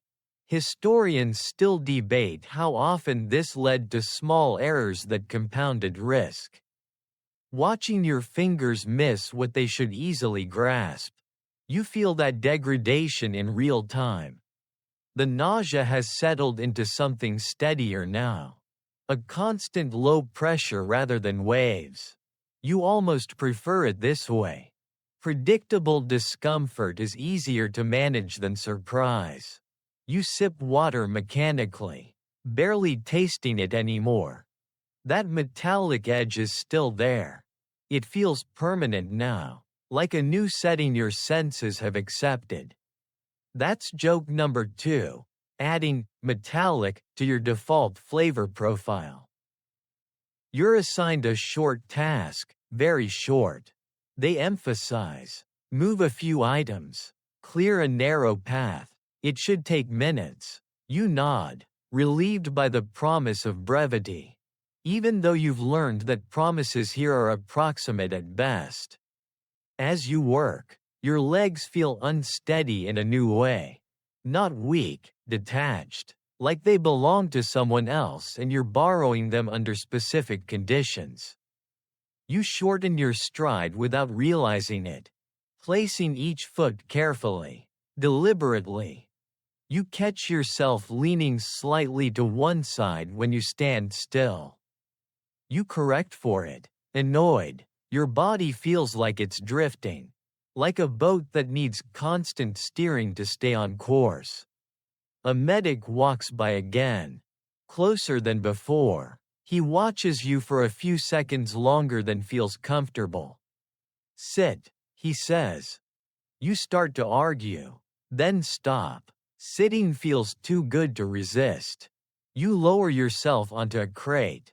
Movements careful, as if sudden gestures might break something delicate inside you. He checks your pulse, still fast. He checks your eyes, still responsive. He doesn't smile. You've had enough for today, he says. The words land slowly, like they have to travel a longer distance to reach you. But, you begin. He cuts you off gently. Enough. That's joke number 3, being surprised when someone finally notices. You're guided a short distance away. Not escorted, just redirected. The system shifts you sideways instead of forward.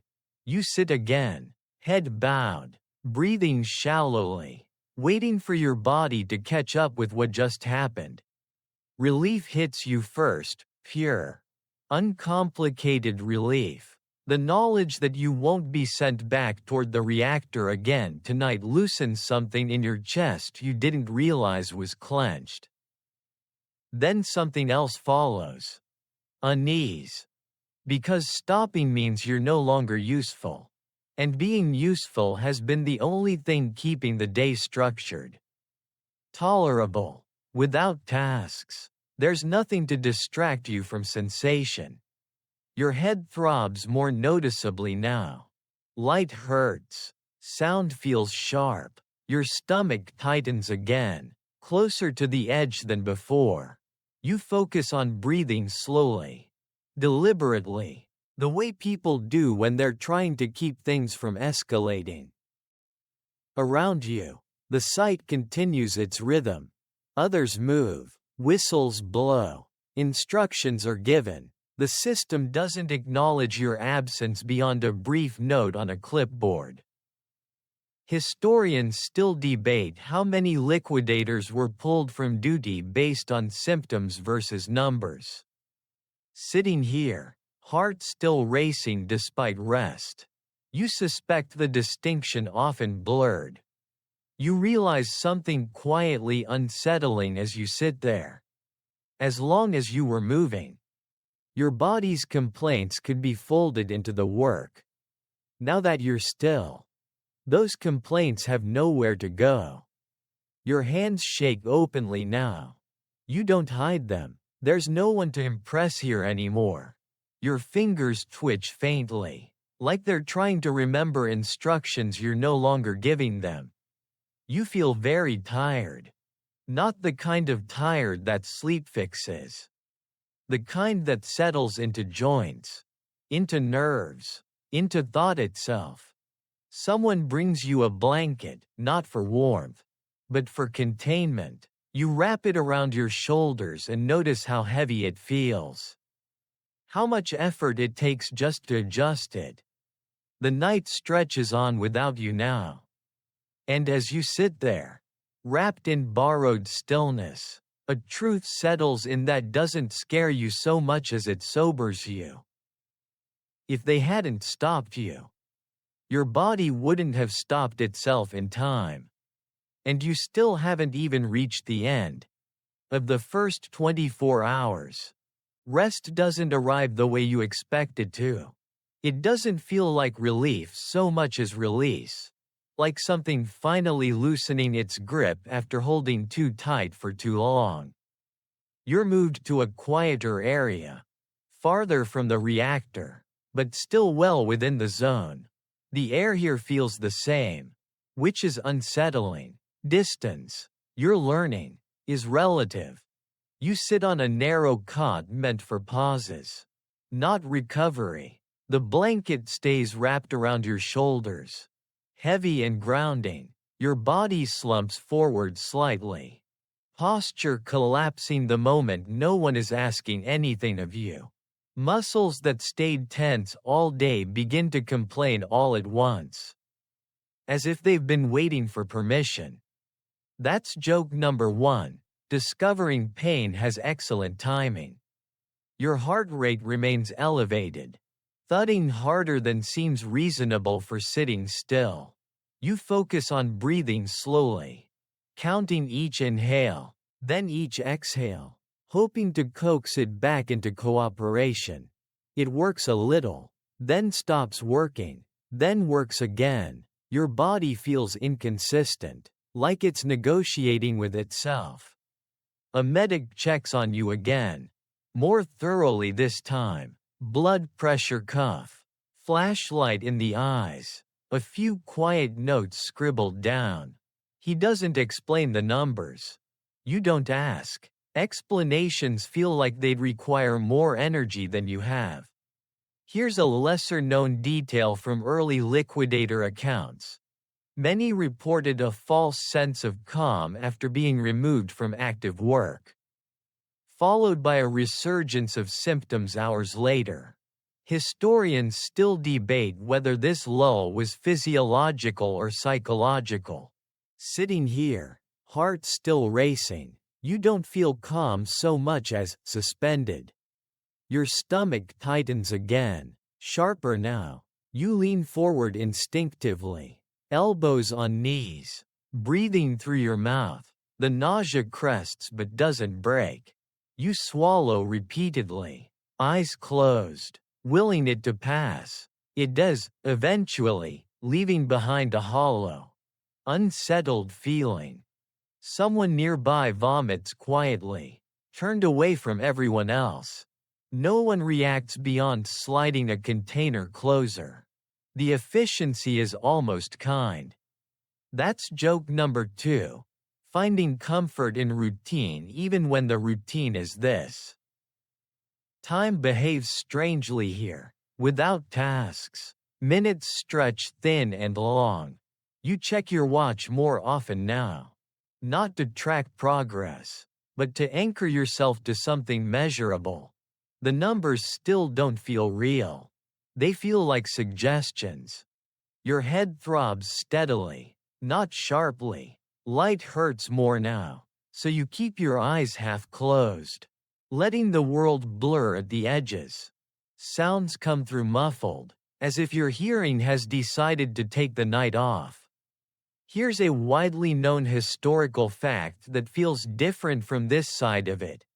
Many liquidators who developed acute radiation sickness first noticed symptoms like headache, nausea, and fatigue long before anything more dramatic occurred. Historians still debate how often these early signs were underestimated. Lying here, head pounding, you understand how easy it is to downplay discomfort when nothing is visibly wrong. You shiver suddenly, a full-bodied tremor that surprises you. The blanket doesn't help much. The shivering isn't about temperature. It's internal, irregular, like your nervous system is misfiring. You grip the edge of the cot until it passes. That's joke number 3, being cold in a place that keeps making you sweat. A nurse offers you something to drink, clear, bland, meant to settle the stomach. You sip it carefully. It stays down. That feels like an accomplishment worth noting. Around you, others lie on cots in various states of discomfort. Some stare at the ceiling. Some sleep lightly, faces tense even in rest. A few are being watched more closely. Medics hovering nearby. You're aware, dimly, that you could be one of them if things tipped slightly the wrong way.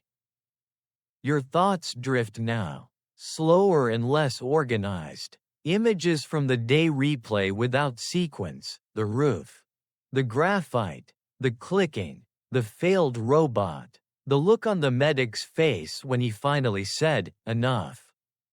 You don't dwell on any of it for long.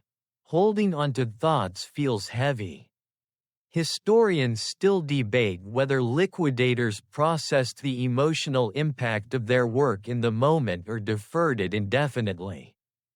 Lying here, eyes closed, you suspect most deferred. There simply wasn't room for reflection while the body was busy reacting.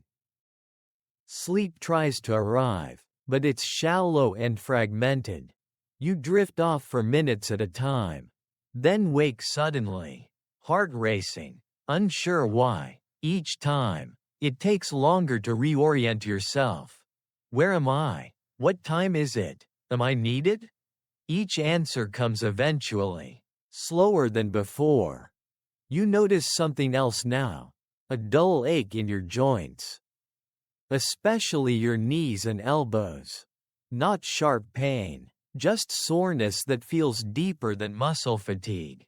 You flex gently, testing range of motion. Everything works. It just doesn't feel like it belongs to today. That's joke number 4, aging a decade in an afternoon. A medic returns and asks you a simple question. How are you feeling now? You consider the answer carefully. Tired, you say again. This time, it's truer than before. He nods, adjusts your blanket, and moves on. The gesture feels small, but it lands heavily. You realize how much you've been bracing all day. How little gentleness there's been room for. As the night stretches deeper, the site outside continues its work. The reactor is still there. The radiation is still there. The system is still moving people through like components on a belt. You're temporarily out of rotation. But you're not done. You know that. This isn't an ending. It's a pause. And as you lie there, drifting in and out of shallow sleep, a quiet understanding settles in. Your body has crossed a line today. Not a dramatic one. Not a visible one. But a line between coping and paying. The bill hasn't come due yet. But it's been written. And the night is only halfway through. You wake up without realizing you slept. There's no clean boundary between rest and awareness. Just a slow drift back into sensation. Your eyes open reluctantly, lids heavy, vision swimming for a moment before settling into something usable. The lights overhead feel too bright, even though they haven't changed. Or maybe they have. It's hard to tell what's external and what's happening inside you now. Your mouth is dry, not just thirsty, parched in a way that makes swallowing feel like work. When you lick your lips, the metallic taste is still there, faint but unmistakable, like a reminder left behind on purpose. That's joke number 1. Discovering the flavor has decided to stay overnight. A medic notices you're awake and approaches quietly, as if loud movement might break something. He checks your pulse again. Still fast. He checks your temperature. Slightly elevated. He doesn't react much to either, which somehow makes it worse. You've been resting about an hour, he says. An hour feels both generous and insulting. Your body doesn't feel like it's received anything that could reasonably be called rest. It feels paused, not restored. Here's a widely known historical detail that lands differently when you're living it. Early acute radiation symptoms can wax and wane, giving the impression that the worst has passed before it hasn't even properly started. Historians still debate how often this lull contributed to people being sent back to work too soon. Sitting up slowly, head throbbing, you feel the danger of that false calm. You're asked to stand. You do, carefully, giving your balance a moment to catch up. The world tilts, then steadies. That delay is becoming familiar. Unwelcome, but familiar. Someone hands you food again. You manage a few bites this time. The texture feels wrong in your mouth, but your stomach accepts it grudgingly. Small victories count now. Outside, the night continues uninterrupted. You can hear activity through the walls, boots, voices, machinery. The cleanup doesn't sleep, even if you briefly did. You're aware that others have taken your place in the rotation while you were resting. That knowledge brings relief and guilt in equal measure. That's joke number 2, feeling guilty for not being exposed. You're told you won't be returning to active work tonight. The words arrive gently, as if they're being placed rather than delivered. Observation, they call it, just monitoring. Making sure symptoms don't escalate. Observation sounds passive. It isn't. It means waiting for your body to reveal what it's been quietly negotiating all day. You sit back down, blanket still around your shoulders. Your muscles feel weak now in a way that's different from fatigue. Not spent, hollow. Like the strength drained out and didn't leave instructions for how to refill it. Your joints ache more noticeably. Knees, elbows, wrists.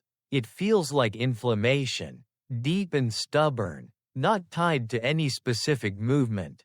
You shift position and feel the ache follow you, unimpressed by adjustments. Here's a lesser-known symptom reported by some liquidators. Generalized joint and bone pain appearing within the first day. Sometimes dismissed as strain, historians still debate how much of it was directly radiation-related. Sitting here, joints aching despite rest, you find the debate unsatisfying. A nurse checks on you again, asks about nausea. You admit it's still there. Hovering, she nods and offers something mild to help. You take it. It dulls the edge but doesn't erase the sensation. The shivering returns briefly. Another irregular tremor that passes as quickly as it came. Your nervous system feels jumpy, unpredictable, like it's firing signals without coordination. That's joke number 3, your body improvising without rehearsal. You notice how quiet you feel emotionally now. Not calm, just flat. Fear doesn't rise. Relief doesn't either. Everything seems filtered, Like the volume knob on your reactions has been turned down. You're aware this should bother you more than it does. Historians still debate whether emotional blunting was an early effect of radiation exposure or a protective psychological response to overwhelming stress. Sitting here, staring at nothing, you suspect it's both. Time stretches again, without tasks, without urgency. Minutes become heavy. You drift in and out of light sleep, waking each time with your heart racing slightly, as if your body is checking whether it's safe to let go. Each time, it decides no. You overhear fragments of conversation nearby. Numbers, doses. Someone mentions a threshold. Someone else says it's probably fine. The words slide past you without sticking. Processing feels optional now. You think about the roof again, not vividly. Just as a concept. Seconds spent up there that now feel enormous in retrospect. You wonder what those seconds are doing inside you now. Where they've settled. What they've changed. That's joke number 4, imagining time as something that leaves residue. As the night inches closer to morning, a quiet understanding solidifies. You didn't fail today. You didn't panic. You didn't quit. And still, your body is telling a story that doesn't care about effort or intention. You're not being dramatic. You're being accurate. This is what it feels like when the cost of a place finally becomes undeniable, not through catastrophe, but through accumulation. You close your eyes again, letting them rest even if sleep won't cooperate. Your breathing steadies a little. The lights blur into soft shapes behind your lids. Somewhere outside, the work continues. Inside, your body keeps negotiating, adjusting, compensating, revealing just enough to keep the medics watching. And you realize, with a clarity that doesn't frighten you anymore, if this is what observation looks like after less than a day, then lasting 24 hours was never really an option. Morning arrives without ceremony. No sunrise moment. No sense of renewal. Just a gradual lightening of the gray beyond the walls and a subtle shift in the sounds outside. The night crew blends into the morning crew with practiced efficiency. The place doesn't wake up. It simply continues.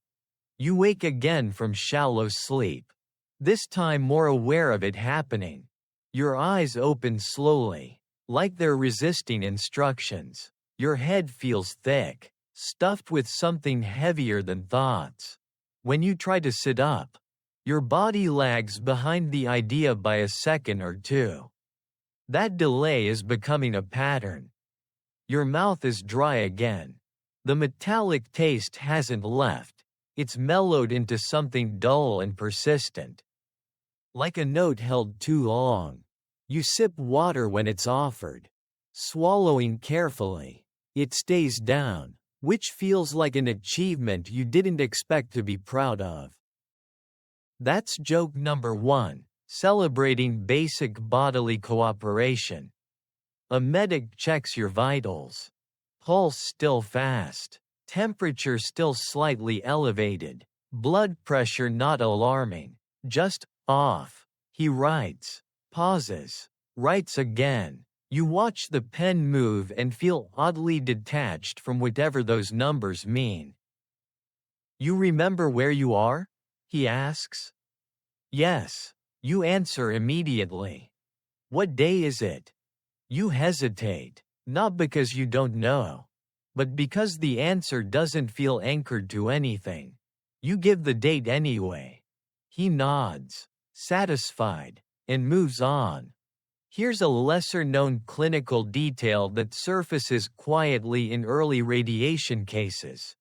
Cognitive fog can appear before more obvious symptoms.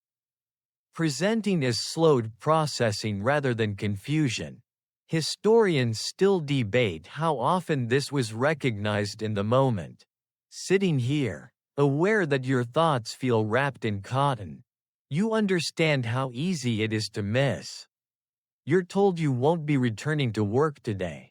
Not phrased as an order, more like an update. The system has already adjusted around your absence. That should feel like relief. It does. Briefly. Then something else follows. Disorientation. Without tasks. Without structure. The day feels shapeless. You sit on the cot. Blanket still around your shoulders. Watching light crawl across the wall. Your body feels heavy, but not in a way that invites sleep. More like it's weighed down by something internal and unmovable. Your stomach tightens again, nausea flaring briefly before settling back into its now familiar hum. You breathe through it automatically. This routine has formed quickly. That's joke number 2, developing coping strategies in under 24 hours. You try standing again later. Just to test yourself. The world tilts more noticeably this time. You grab the edge of the cot and wait. The room steadies after a few long seconds, leaving you tired and faintly irritated. You sit back down without comment. Your joints ache more now, especially your knees and lower back. The ache feels deep, structural, like it's not interested in movement or rest as solutions. You shift positions, trying to find something comfortable. Nothing quite works.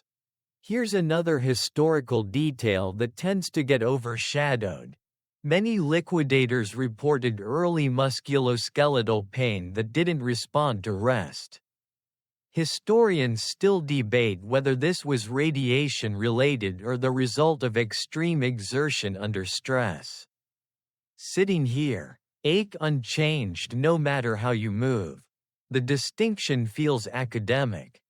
Time stretches again. You drift in and out of light sleep, waking often with a jolt of awareness you can't quite explain. Each time, your heart is racing slightly, as if it's checking in to see whether it needs to escalate. It doesn't. Not yet. You overhear conversations nearby, quieter now. More clinical. Words like monitor, threshold, observation period. No one uses the word sick. No one uses the word danger. Language stays carefully neutral. That's joke number 3, managing fear by managing vocabulary. A nurse asks if you've vomited. You shake your head. She nods and makes a note. You feel strangely proud of that answer. As if you've passed a test no one explained. Emotionally, everything remains muted. Fear doesn't rise the way you expect it to. Neither does relief. You feel like you're watching your own reactions through a layer of glass. Aware they should be stronger than they are. Historians still debate whether emotional flattening was protective or pathological in these early stages. Sitting here, hands resting limply in your lap. You're not sure it matters. The flattening makes things easier to endure. You think about the roof again, not as an image, but as a number of seconds. Seconds you can't feel anymore, but that your body clearly remembers. You wonder where those seconds are now. Whether they're evenly distributed or clustered somewhere specific. Quietly doing work you'll only understand later. That's joke number 4, imagining damage as something tidy and organized. The light outside grows brighter. Morning is fully here now. You realize you've been inside this place long enough that the time of day feels abstract. Morning doesn't mean beginning, it just means continuation. A medic tells you they'll keep observing you through the day. If symptoms worsen, they'll adjust. If they don't, They'll still keep watching. The plan feels both reassuring and vague. You lie back on the cot, eyes half closed, listening to the soft rhythm of the place, the shuffle of boots, the quiet exchanges, the steady hum of generators. Your breathing slows, then stutters, then slows again. Your body is doing a lot of work right now that no one can see. Repairing, compensating, deciding what can wait. And as you lie there, no longer useful, no longer moving, no longer part of the rotation, a calm realization settles in, not dramatic, not frightening, just clear. You didn't fail to last 24 hours. Your body made the decision for you, long before the clock had a chance to. And the day is only beginning to reveal what that decision will cost. The doctors arrive quietly, the way people do when they don't want to change the mood of a room. No rushing, no urgency in their steps. That calm is intentional. Calm keeps people from asking questions they don't want answered yet. You're asked to sit up again. You comply, slower this time, letting your body catch up to the instruction. A blood pressure cuff tightens around your arm, squeezing until your fingers tingle faintly. The release feels disproportionately good. Numbers are exchanged above you, just out of earshot, not hidden, just not offered. You recognize that tactic now. Information exists, but it isn't yours yet. That's joke number 1. Being part of the data without being part of the discussion. They shine a light into your eyes again. Ask you to follow a finger. Ask you to squeeze their hands. You do all of it successfully. Though the squeezing feels weaker than it should. No one comments. Weakness that still functions doesn't require intervention. Here's the well-known historical anchor for this moment.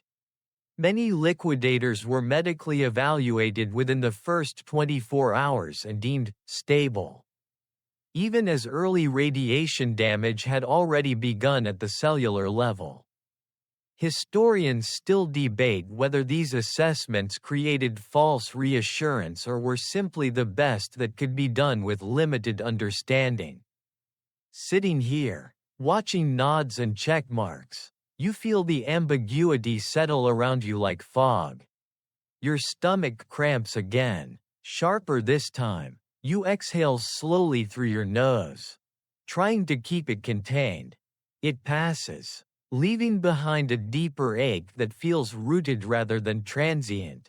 You don't mention it. Mentioning it would complicate the picture. Someone asks if you've had diarrhea. You shake your head. The answer is honest, for now. The question lingers in your mind longer than it should. That's joke number 2, learning which symptoms have their own checkboxes. You're told you'll be transferred later in the day.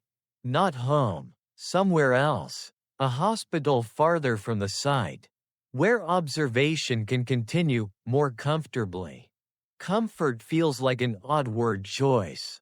But you nod anyway. The idea of movement unsettles you more than you expect. Standing, walking, sitting, all of it feels like work now. The thought of being loaded into a vehicle and driven somewhere unfamiliar makes your head throb slightly. You push the thought away, one step at a time. Literally. You lie back again, eyes on the ceiling, watching a crack in the paint that looks like a branching river. You trace it absent-mindedly, following lines that don't lead anywhere. Focus feels safer than reflection. Here's a lesser-known physiological detail that makes this waiting harder than it looks. Radiation damage doesn't announce itself all at once. Cells begin misfiring, dying, failing quietly. Symptoms lag behind cause.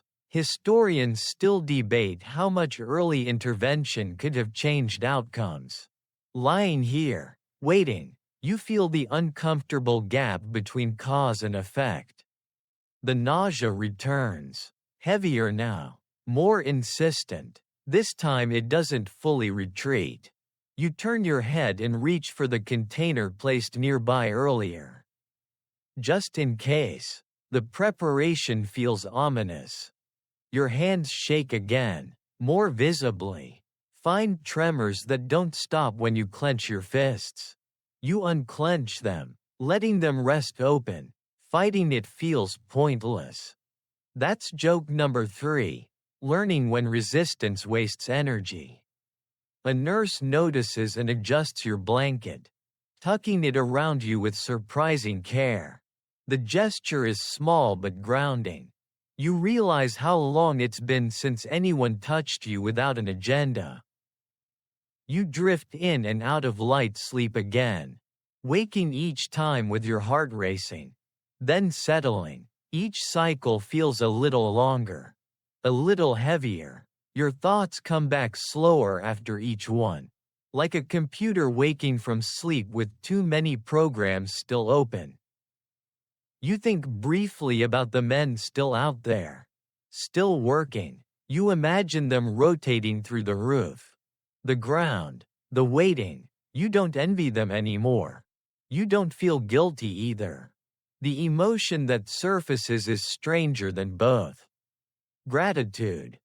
That's joke number 4. Being grateful to be removed from danger after the danger is already inside you. The light outside shifts again. Midday, maybe. Time has become something other people manage for you now. Meals appear and disappear. You eat a little when encouraged. Your appetite is gone, replaced by a dull aversion to effort. When the transfer finally comes, it's anticlimactic. A stretcher you don't need but don't argue against. A vehicle that smells faintly of disinfectant and metal. The motion makes your stomach lurch, and you close your eyes, breathing carefully until it settles. As the vehicle pulls away from the site, you don't look back. There's nothing left to see that your body hasn't already absorbed. And as the distance grows, meters, kilometers, irrelevant units, the realization settles in quietly. Leaving the zone doesn't end the exposure. It just ends the part where you can pretend. It's still happening out there. Whatever the reactor gave you yesterday came along for the ride. And now, for the first time since you arrived, there's nothing left to do. But wait, for your body to explain what that gift really was. The vehicle ride is longer than you expect. Even though no one tells you how far you're going, distance has stopped meaning safety anyway. Every bump in the road sends a small ripple through your body. Each one slightly exaggerated, as if your nerves have turned the sensitivity dial up without asking. You keep your eyes closed most of the time. Light feels intrusive now, like it's demanding attention you don't have to spare. The motion makes your stomach uneasy again, but it never quite tips over into something decisive. Everything about today seems to hover in that almost space. That's joke number 1. Living permanently on the edge of about to. When the vehicle finally stops, you're helped out more than necessary. You could probably manage on your own, but no one wants to test that theory. You let them guide you, step by careful step, into a building that smells of disinfectant and old linoleum. Hospitals always smell like this, but today the scent feels sharper, more insistent. You're placed in a bed near a window you don't look out of. The room is quiet in a way the site never was. No clicking, no whistles, no shouted instructions, just soft footsteps and murmured voices. The silence feels strange, almost loud. Here's the widely known historical context that settles in now. Liquidators showing early symptoms were often transferred to regional hospitals within the first 24 to 48 hours for observation. Here's the part historians still debate: how well those hospitals understood what they were about to see. Lying here, head heavy, you sense the gap between preparedness and reality. A nurse checks your temperature again.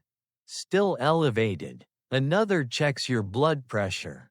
Still off. No alarms sound. No urgent looks or exchange.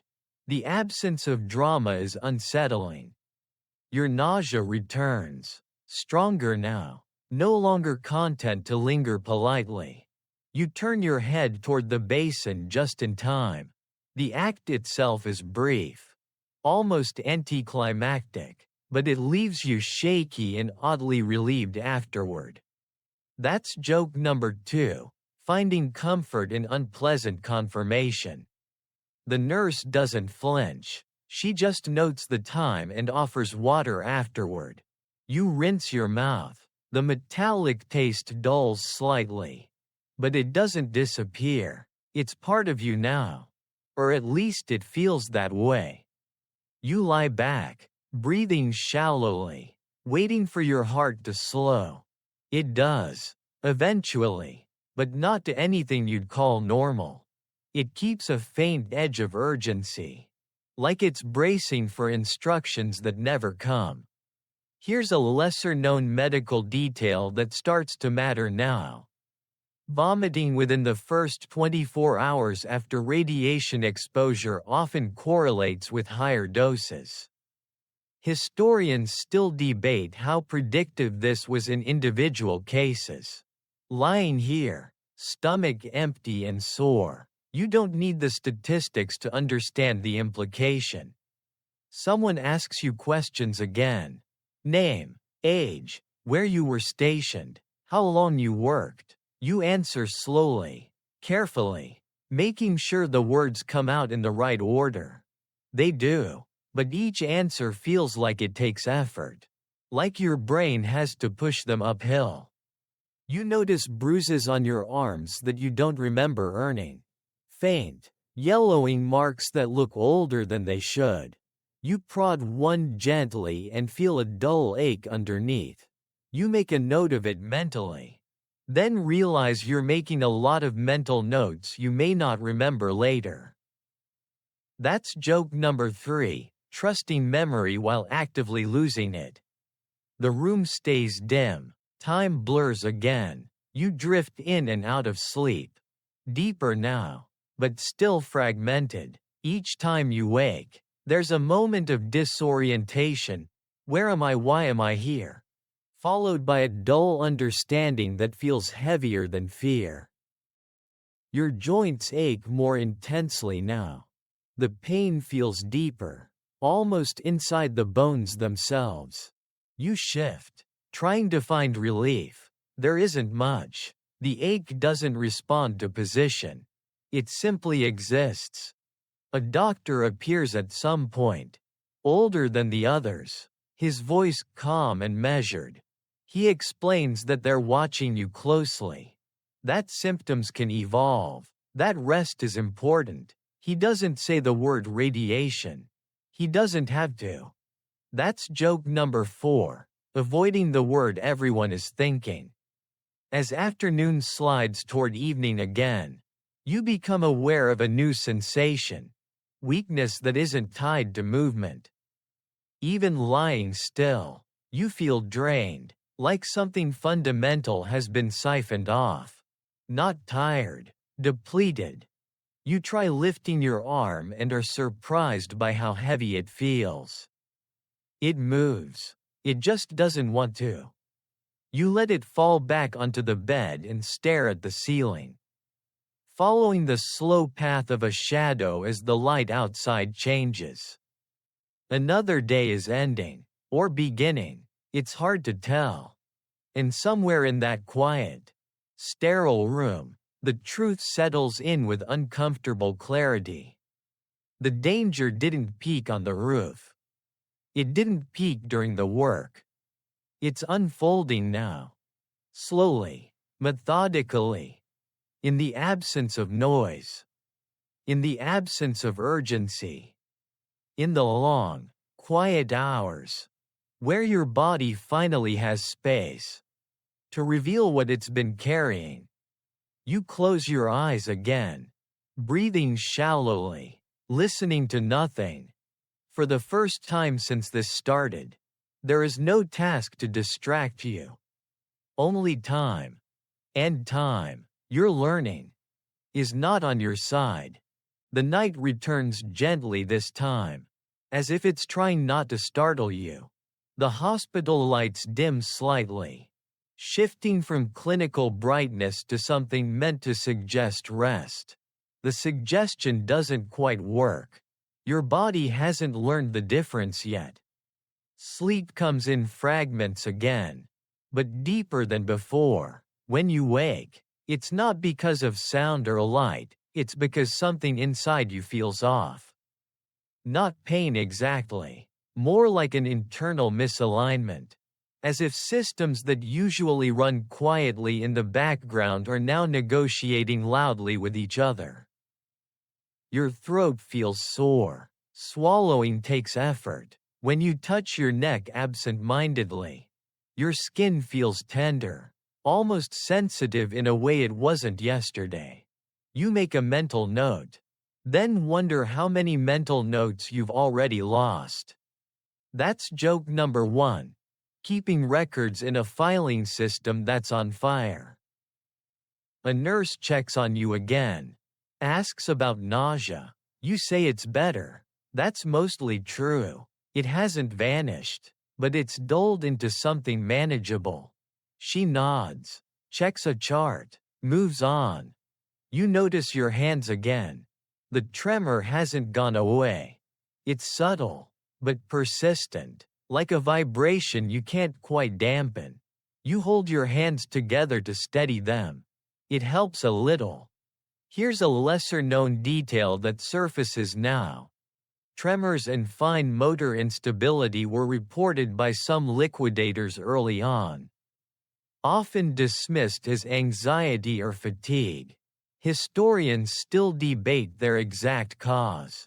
Sitting here, fingers unsteady, you don't feel anxious, you feel altered. Your mouth tastes strange again, not just metallic now, but dry and faintly bitter. As if your saliva composition has changed. Water helps briefly, then the sensation returns. You drink anyway. Hydration feels like one of the few things still within your control. That's joke number 2, finding comfort in habits that barely help. Your stomach tightens again later. And this time it doesn't stay contained. You turn toward the basin with more urgency now.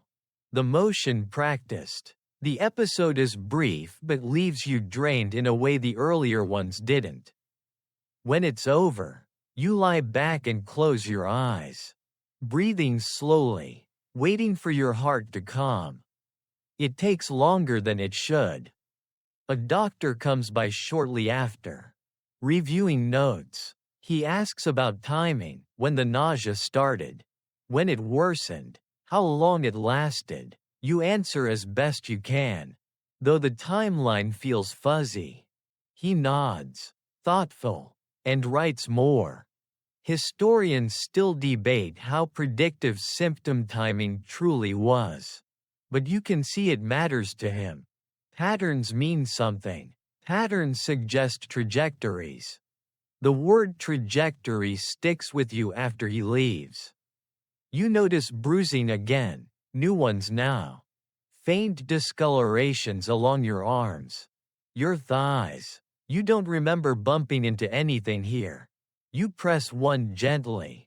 It aches in a deep, unhelpful way. That's joke number 3, collecting souvenirs you didn't consent to. Your joints ache more intensely now. especially your hips and knees. The pain feels deep, not muscular, like it's coming from somewhere harder to reach. You shift positions, then shift again. Nothing quite helps. Emotionally, the flattening persists. You know this should scare you more than it does. You're aware of that awareness. Distantly, fear feels like it would require too much energy to sustain. You drift again, half asleep, half awake. Dreams come, thin and fragmented. Images of stairs, of counting seconds, of shovels scraping concrete. None of it makes narrative sense. Your brain seems content to replay sensations rather than stories. When you wake again, your throat feels tighter. Swallowing is uncomfortable now, bordering on painful. You mention it when the nurse returns. She nods and notes it without comment. Here's another early sign that rarely gets emphasized. Inflammation of mucous membranes, mouth, throat, gut, can appear within the first days of significant radiation exposure. Historians still debate how consistently this was recognized early. Sitting here, throat sore and dry, you feel it as a quiet escalation. Your voice sounds hoarse when you speak. You clear your throat reflexively. It doesn't help much. Outside the window, you notice darkness broken by distant lights. Cars, buildings, ordinary life continuing, unaware of the exact shape your day has taken. The contrast feels surreal, like you've stepped slightly out of phase with the rest of the world. That's joke number 4, being injured by something invisible while everything else looks normal. You lie back again, staring at the ceiling, listening to the soft hum of hospital machinery. Each sound feels amplified now. Each sensation slightly too sharp or too dull. And in the quiet, a realization settles that you can't quite avoid anymore. The first day didn't end when you left the site. It's still unfolding. The clock that mattered wasn't the one on your wrist. Or the one on the wall. It was the one inside you. The one measuring how long your body could compensate before it had to start reacting. And that clock is no longer subtle. It's ticking louder now. Not in clicks or alarms, but in symptoms that refuse to stay theoretical. You close your eyes again, breathing shallowly, letting the night hold you in its quiet grip. The second half of the first 24 hours has begun. And your body is no longer negotiating. Morning comes again, but this time it arrives with weight. Not the abstract kind you felt yesterday. The kind that presses down on you even while you're lying still. Your eyes open slowly, and for a moment you don't remember why everything feels so wrong. Then your body reminds you. All at once. Your throat burns when you swallow. Not sharply, more like a deep irritation that suggests swelling rather than injury. Your mouth feels dry no matter how much water you sip. The metallic taste has shifted again. Duller but broader, as if it's spread across your tongue instead of sitting in one place. That's joke number 1, discovering your senses or experimenting without permission. A nurse checks on you early. She looks a little more focused today. A little less casual. She asks how you slept. You say, on and off, which feels generous. She checks your temperature again. It's higher now, not alarming, but trending in a direction no one pretends not to notice. She doesn't say much. She doesn't need to. Here's a well-established historical pattern that becomes personal now. After an initial phase of nausea and fatigue, Many radiation-exposed patients entered a deceptive period where symptoms seemed to stabilize before worsening. Historians still debate how often this lull was misread as improvement. Lying here, throat sore, joints aching more deeply than before. You can feel the illusion thinning. Your joints hurt in a way that makes you aware of them constantly. Knees, hips, shoulders, everything feels stiff and sore. As if you slept on concrete instead of a mattress. You try stretching gently. The movement doesn't bring relief. It just confirms the ache is real. Your hands shake again when you lift them. More noticeable now. Fine tremors ripple through your fingers, making even small movements feel imprecise. You clasp your hands together to steady them. The tremor softens but doesn't disappear. That's joke number 2, learning that control is now a group project. A doctor comes by mid-morning. He speaks calmly, using measured words. He tells you they're going to keep monitoring blood work, that they're watching trends, that what you're experiencing is expected. Expected is an interesting word. It suggests predictability. It suggests a map. You wonder, briefly, where you fall on that map. Your stomach churns again later. Less violently than before but more persistently. Eating feels unappealing now, not because of nausea alone, but because the idea of digestion itself seems exhausting. You manage a few bites anyway. Because you're told it's important. The food sits heavily, like it doesn't quite know what to do with itself. Here's a lesser-known physiological detail that explains this discomfort. Radiation can disrupt the lining of the digestive tract early on, making even mild digestion feel taxing. Historians still debate how early these effects begin. Sitting here, appetite gone, you don't feel curious about the answer. Your skin feels strange now, more sensitive, almost tender in places. When the blanket brushes against your forearm, the sensation feels amplified, not painful, just present in a way it wasn't before. Your body seems to be turning the volume up on sensations instead of down. That's joke number 3, finally noticing everything at once. You sleep again in short stretches, waking frequently with your heart racing lightly before it settles. Each time, it takes longer to remember where you are. Each time, the remembering comes with a small wave of disappointment. Not fear, just the quiet realization that nothing has reset while you were asleep. The bruises have darkened now, more visible against your skin. New ones have appeared, faint and unexplained. The nurse notices them too and makes a note without comment. Her pen moves steadily, practiced. Historians still debate how early blood cell disruption became clinically visible in liquidators.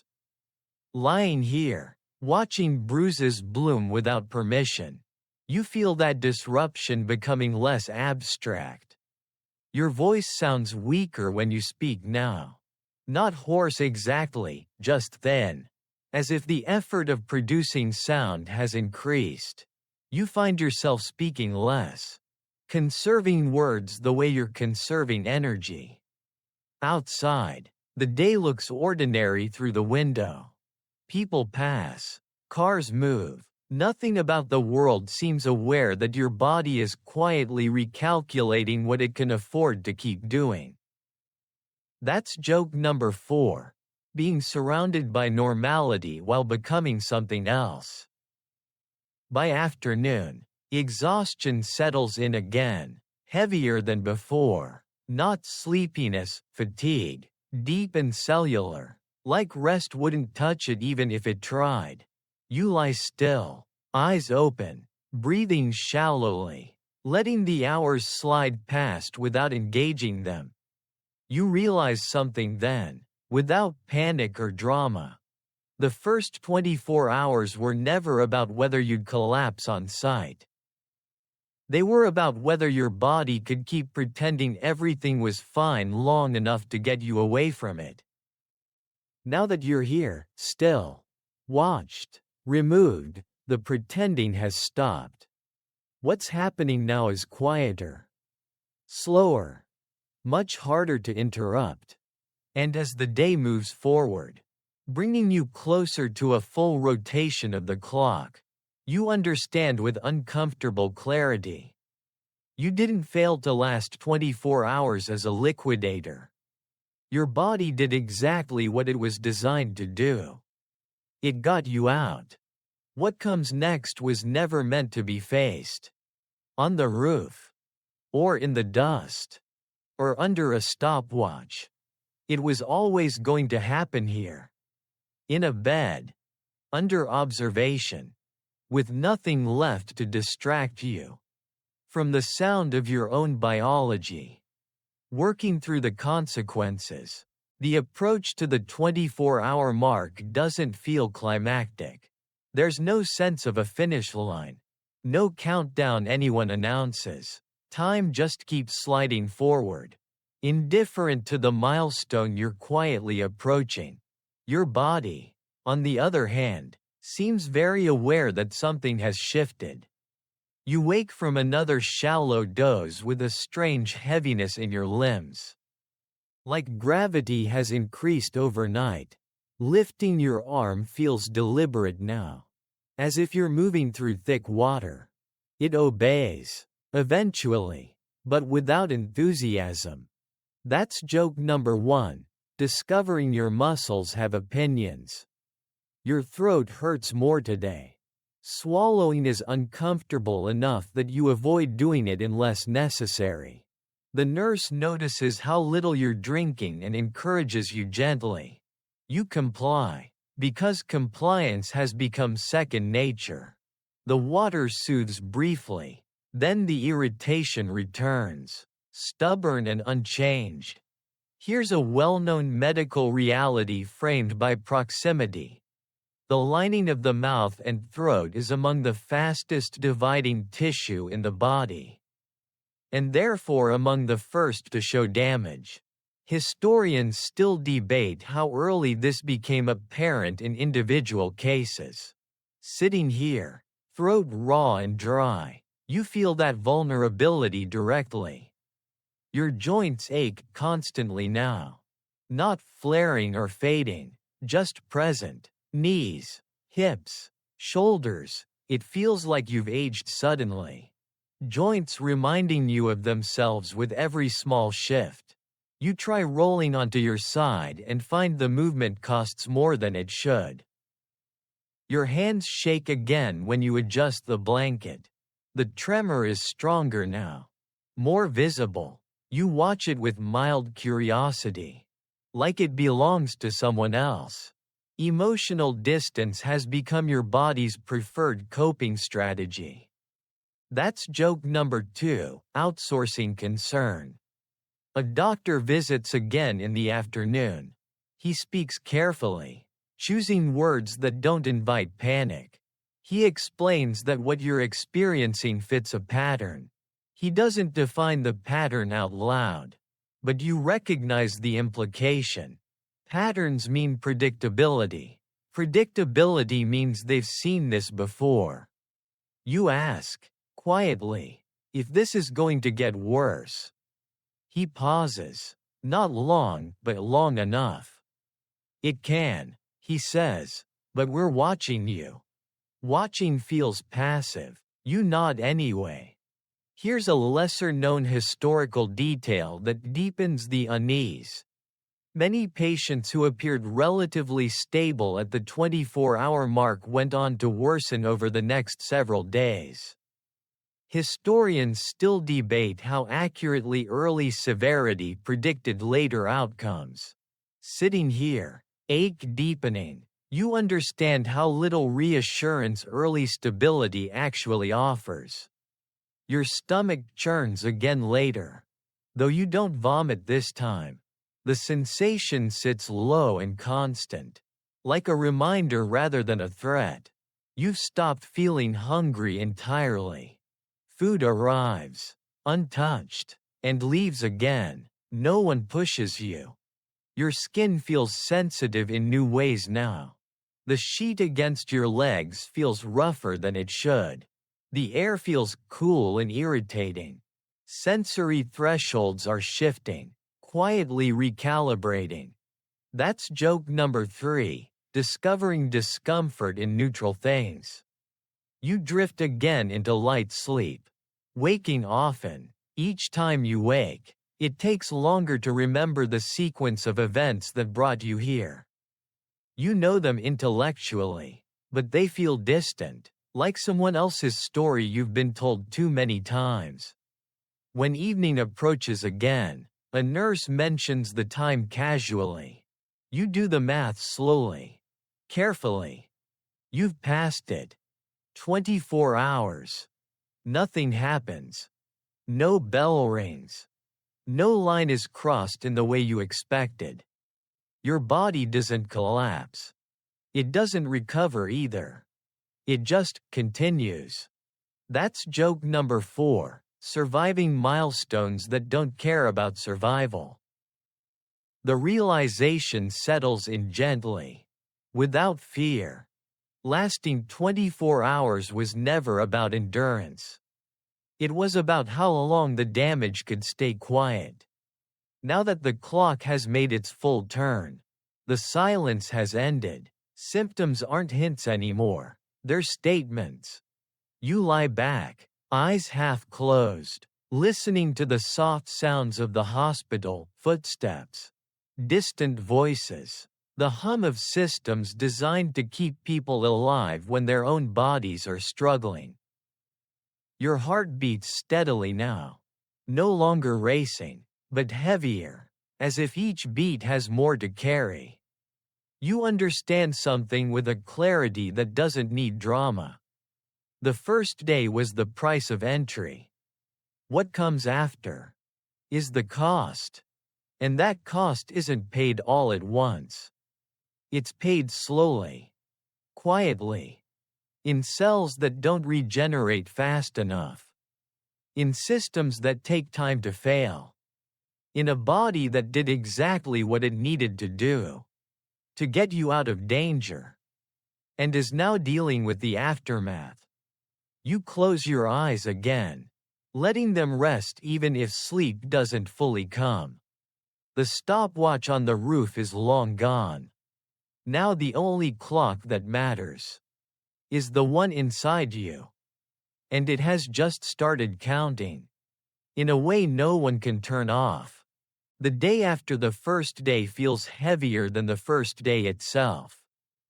There's no adrenaline left to borrow against.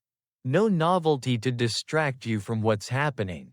Everything has slowed, and in that slowness, your body has space to speak more clearly. It doesn't raise its voice. It doesn't need to. You wake with your mouth sore and dry, tongue sensitive, gums tender in a way that makes even resting your teeth together uncomfortable. When you swallow, your throat protests again, swollen and irritated, as if it's been quietly inflamed all night. Water helps for a moment. Then it doesn't. That's joke number 1. Learning relief has a very short half-life. Your joints ache more deeply now. Especially your knees and hips. The pain feels structural, not muscular, like it's coming from inside the scaffolding of you. You shift position and feel it move with you. Unimpressed by adjustments. Your hands are unsteady this morning. The tremor is visible without trying to hide it. When you reach for the cup of water, it rattles faintly against the bedside table. You pause, wait for your hands to settle. Then try again more slowly. Patience has become a physical requirement. A nurse checks on you and asks how you're feeling. You search for an answer that's accurate without being alarming. Weak, you say finally. She nods. No surprise. Just confirmation. Here's a lesser-known but crucial detail. After the initial phase of radiation exposure, bone marrow suppression can begin quietly, reducing the body's ability to repair, clot, and fight infection. Historians still debate how early these changes became clinically meaningful. Sitting here, bruises darkening on your arms. You feel the early edges of that suppression without needing the lab results. Speaking of bruises, you notice more. Small, scattered, appearing where nothing memorable happened. Your skin marks itself now without consulting you. You trace one absently with your finger and feel a dull ache underneath. Like a reminder embedded just below the surface. That's joke number 2, your body keeping receipts you never asked for. Your appetite is gone completely now. Not suppressed, absent. The idea of food doesn't register as appealing or necessary. Eating feels like a chore you don't have the energy to argue about. You manage a few bites when prompted. More out of compliance than desire. Fatigue settles deeper today. Not the sleepy kind. Not the exhausted after work kind.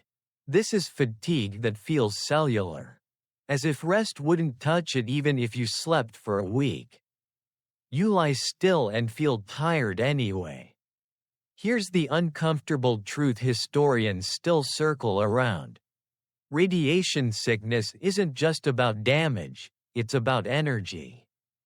Cells fail to divide, repair, and replenish. The body doesn't just hurt. It runs out of fuel at the smallest levels. Lying here, unable to summon strength even while resting, you feel that depletion directly. Emotionally, the flattening continues. You're aware that this should frighten you more than it does. You know that awareness exists. It just doesn't change anything. Fear feels like a luxury emotion now, expensive, inefficient. That's joke number 3, budgeting feelings. Your thoughts come slower today. Not confused, just delayed. When someone asks a question, you hear it clearly, but your response takes an extra second to arrive. You notice the pause. So do they. No one comments. You try standing briefly in the afternoon. Just to see. The effort surprises you. Your legs feel weak in a way that has nothing to do with muscle soreness. You sit back down quickly. Heart thudding harder than the movement justifies. The nurse suggests you rest. You almost laugh. Rest from what, exactly? You've been resting all day. That's joke number 4, being tired of rest. As evening approaches again, you realize something quietly unsettling. You're not getting worse dramatically. You're getting worse consistently. No spikes. No crashes. Just a steady drift away from how your body used to feel. And that's what makes it dangerous. There's nothing obvious to fight. Nothing to brace for. Just the slow realization that the systems you relied on without thinking, energy, coordination, appetite, comfort, are all renegotiating their contracts at the same time.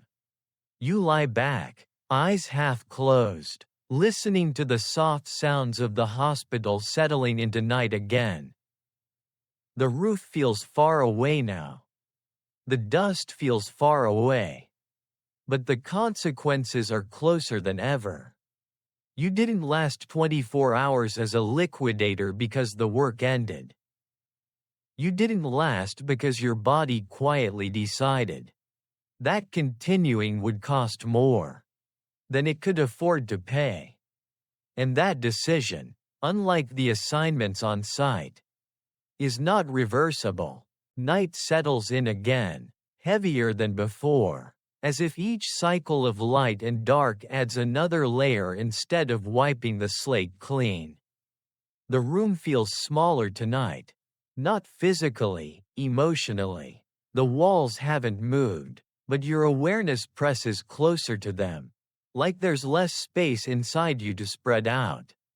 You wake from shallow sleep with a dull ache everywhere at once. Not sharp pain, not localized, just a full body reminder that something fundamental is off. Your joints protest when you shift. Your muscles feel weak even when they're not being asked to do anything. That's joke number 1, being tired while doing absolutely nothing. Your mouth is sore now in a way that makes you conscious of it constantly. Your gums feel tender. Your tongue feels slightly swollen. Swallowing is uncomfortable enough that you avoid it unless necessary. When you sip water, it stings faintly before settling. A nurse checks on you quietly, moving with the practiced gentleness of someone who knows how fragile people can become without looking fragile at all. She asks about pain. You pause, searching for a number or a word that fits. It's everywhere, you say. She nods and writes it down, as if everywhere is a perfectly reasonable medical location. Here's a lesser-known clinical reality that begins to surface now.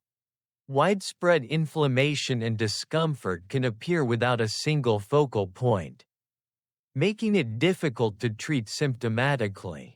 Historians still debate how well early supportive care addressed this phase. Lying here, sore in a way that doesn't respond to repositioning, you feel that limitation directly. Your hands shake again when you try to adjust the blanket.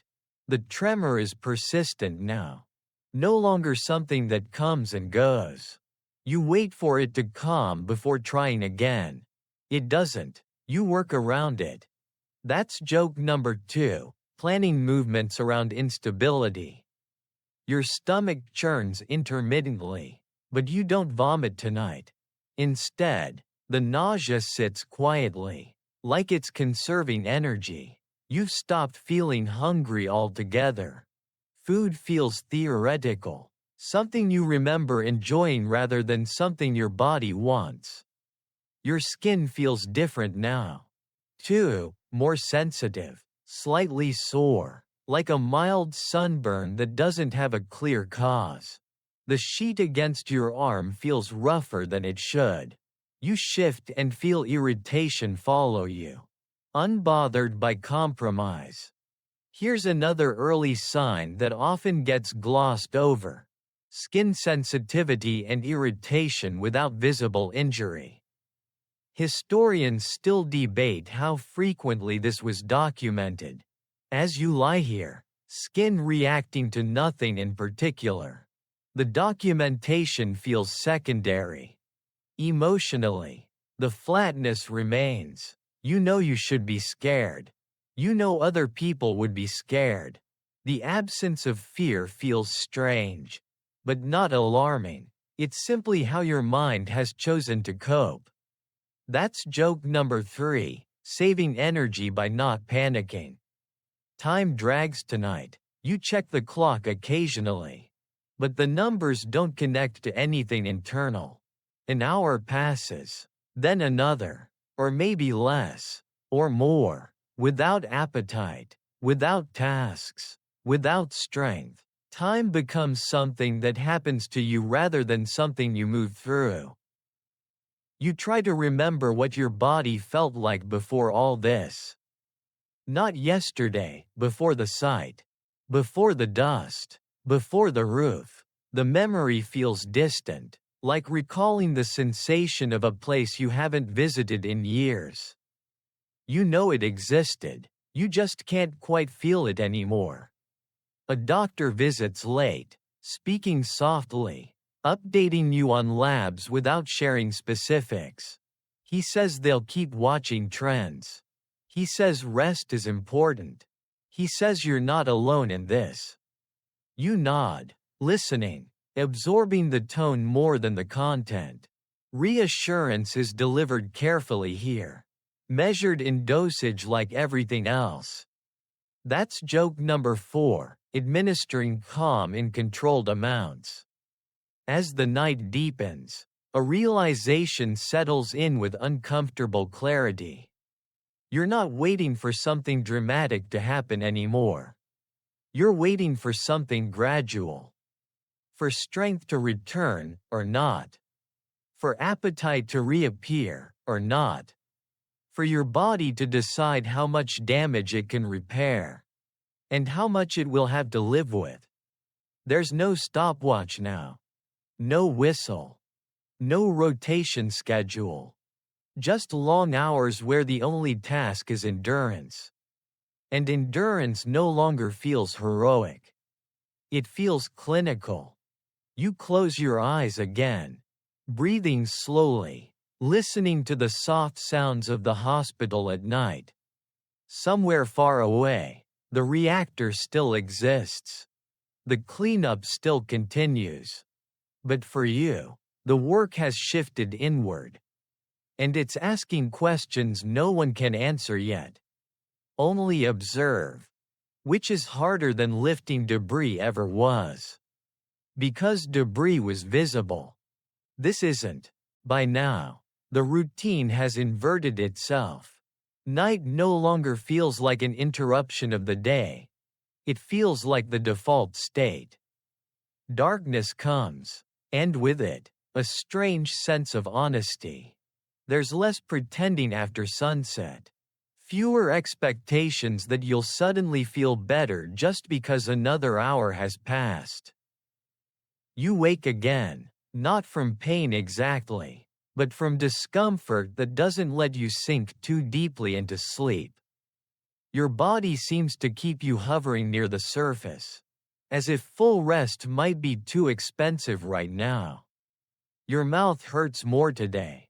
The inside of your cheeks feels raw. Tender in places where nothing ever bothered you before. When your tongue brushes against your gums, there's a faint sting that makes you wince despite yourself. You avoid moving your mouth unless necessary. That's joke number 1, discovering new ways to be uncomfortable without moving. A nurse brings water and encourages you to rinse gently. You do, carefully. Swishing like the motion itself might bruise something. It helps briefly. Then the soreness settles back in, patient and unchanged. Here's a lesser-known but deeply uncomfortable detail. Tissues with rapid cell turnover, like the lining of the mouth, are often among the first to show visible damage.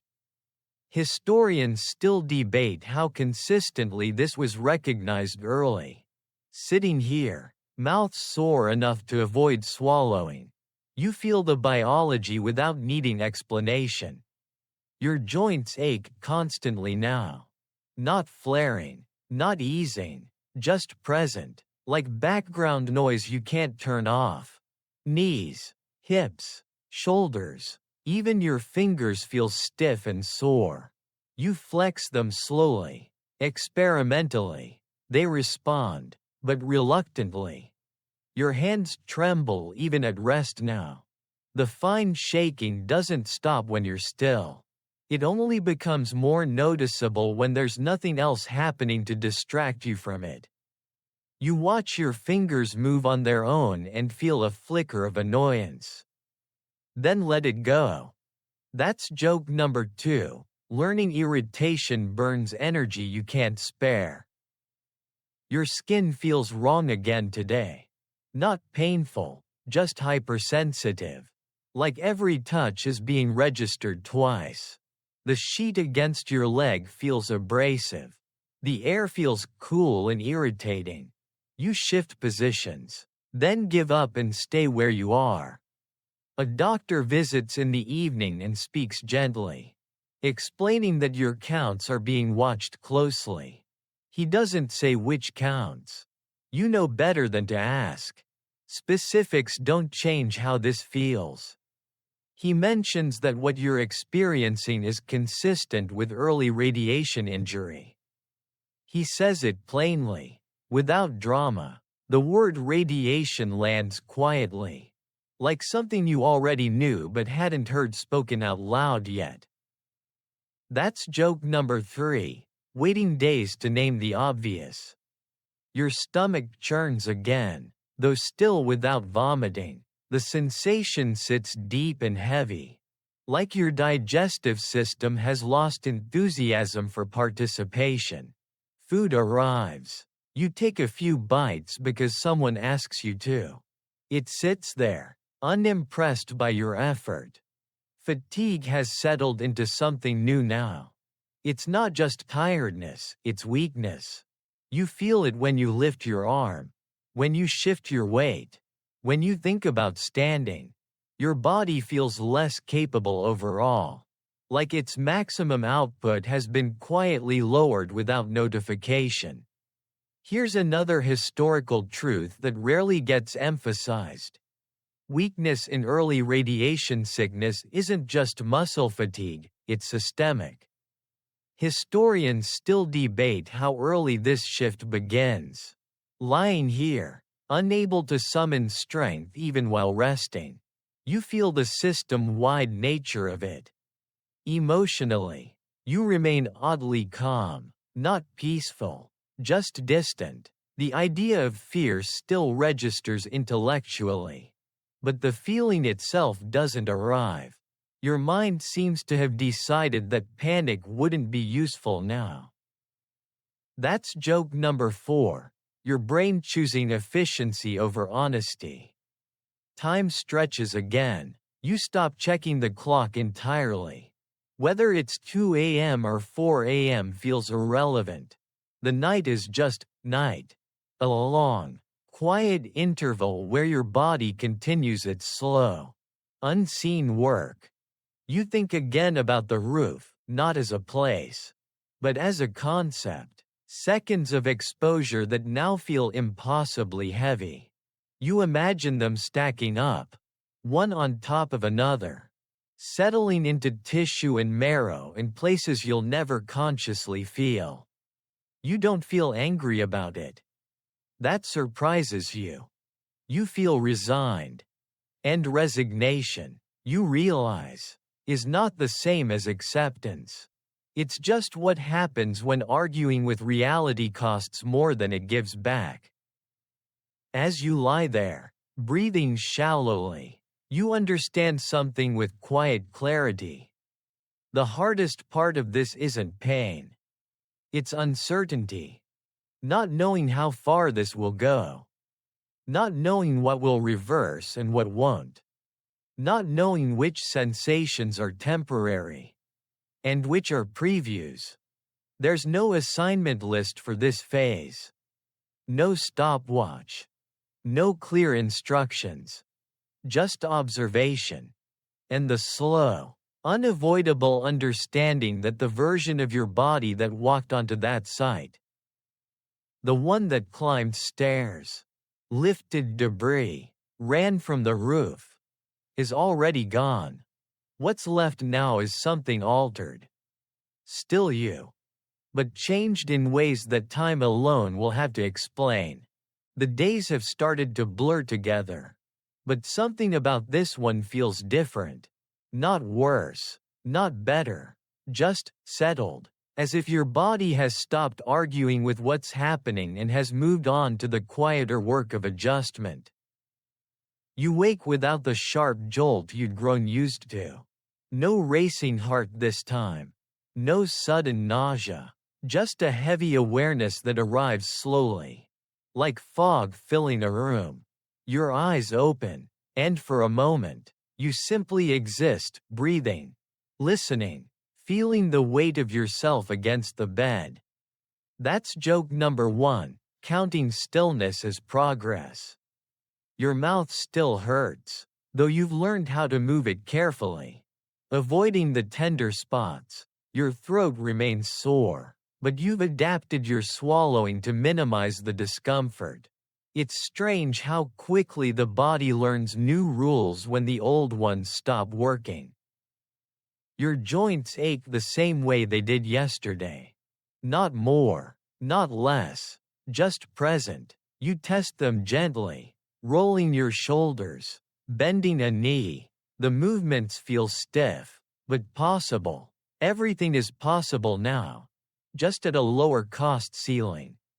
Here's a quieter historical detail that doesn't get much attention. Many liquidators described a plateau phase, where symptoms stopped escalating but didn't recede either. Historians still debate whether this represented temporary stabilization or the calm before deeper effects. Sitting here, aches unchanged. You understand the ambiguity firsthand. A nurse comes in and greets you by name. That small familiarity feels oddly grounding. You're no longer just a case or a chart. You're a person whose patterns they recognize. "How's the nausea today?" she asks. You consider it. "There," you say, but quieter. She nods, satisfied. Quiet symptoms are still symptoms, but they're easier to manage. You drink water slowly. It still tastes wrong, but your body accepts it. You eat a few bites when food arrives. Not because you want to, but because you understand now that compliance here is about supporting processes you can't see. That's joke number 2, feeding systems instead of appetite. Your hands tremble less today. Not gone, just reduced. Like the volume's been turned down a notch. You notice it with mild curiosity.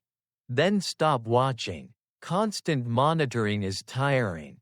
Your skin still feels sensitive, but you've learned which positions irritate it less.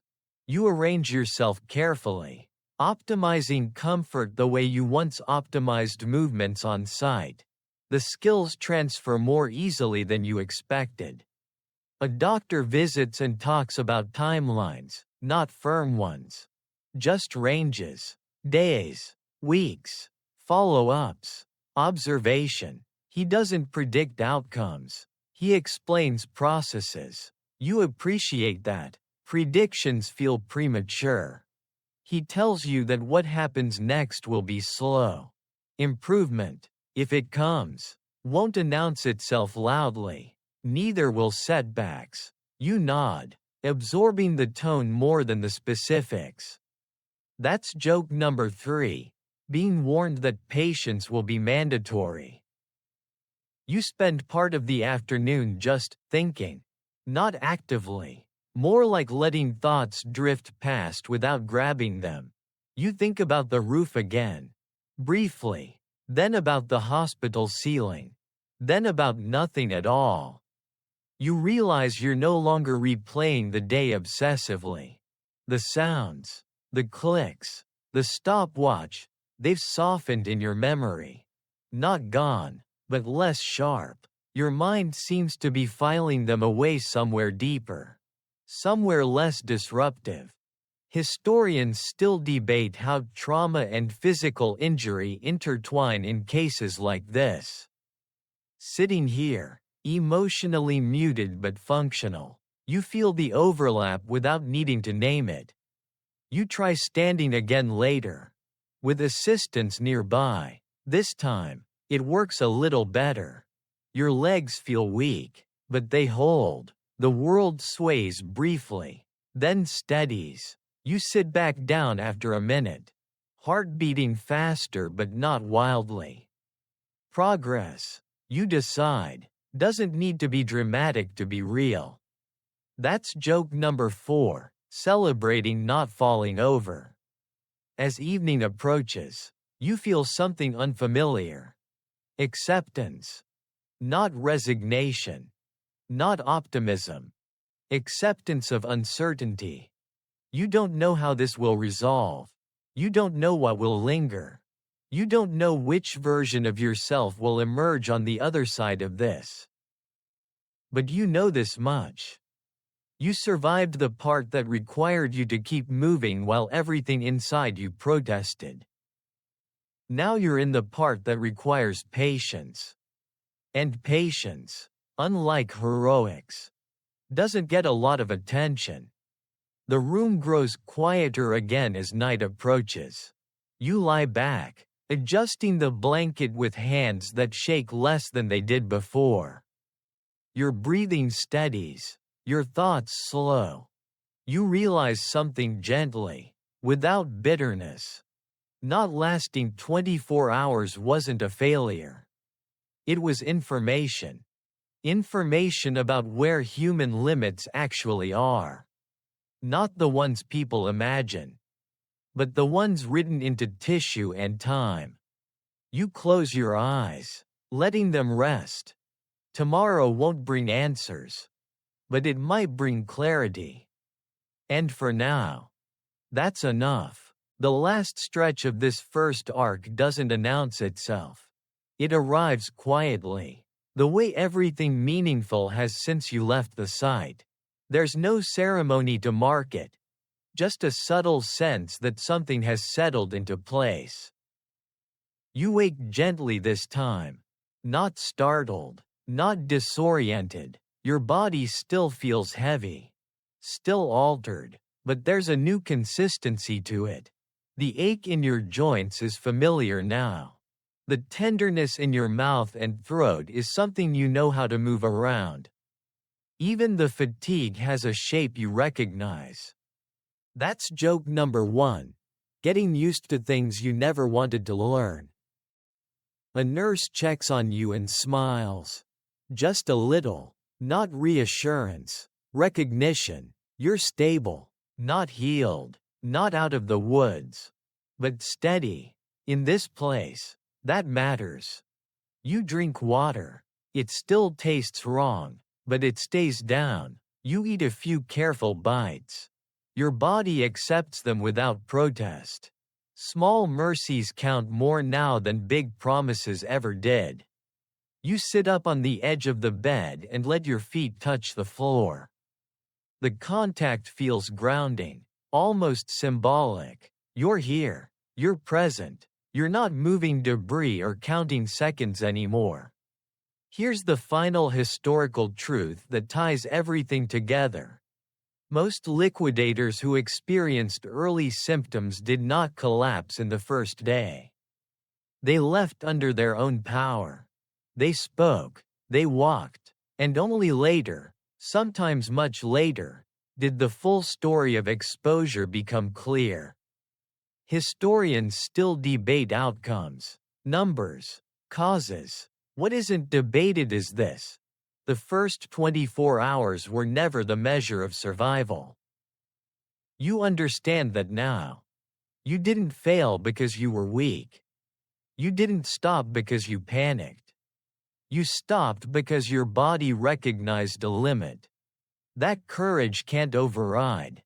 As the day moves on around you, the urgency fades into routine. Observation continues. Notes are taken. The future remains unwritten, but no longer chaotic. Your breathing slows naturally now. Each inhale feels less like a negotiation and more like a habit again. Your thoughts lengthen, stretching out instead of piling up. You find yourself staring at the window, watching light shift across the glass without needing it to mean anything. This is the part no one dramatizes. The quiet after endurance. The stillness after motion. The soft recalibration of a body that did its best, and now needs time. You let yourself lie back, adjusting the blanket once more. Your hands are steadier than they were. Not perfect, but better. Better is enough for tonight. Your eyes grow heavy again. Not from exhaustion this time, but from permission. Permission to stop monitoring. Permission to stop evaluating. Permission to simply rest. The sounds of the room blur into a gentle hum. Footsteps become distant. Voices soften. The world narrows to breath and warmth and the steady support beneath you. You don't need to be alert anymore. You don't need to prove anything. You've already crossed the hardest threshold. The one where pretending ends. And healing, whatever form it takes, can begin. So let your shoulders sink. Let your jaw unclench. Let the day loosen its grip on you. There's nothing more to do right now.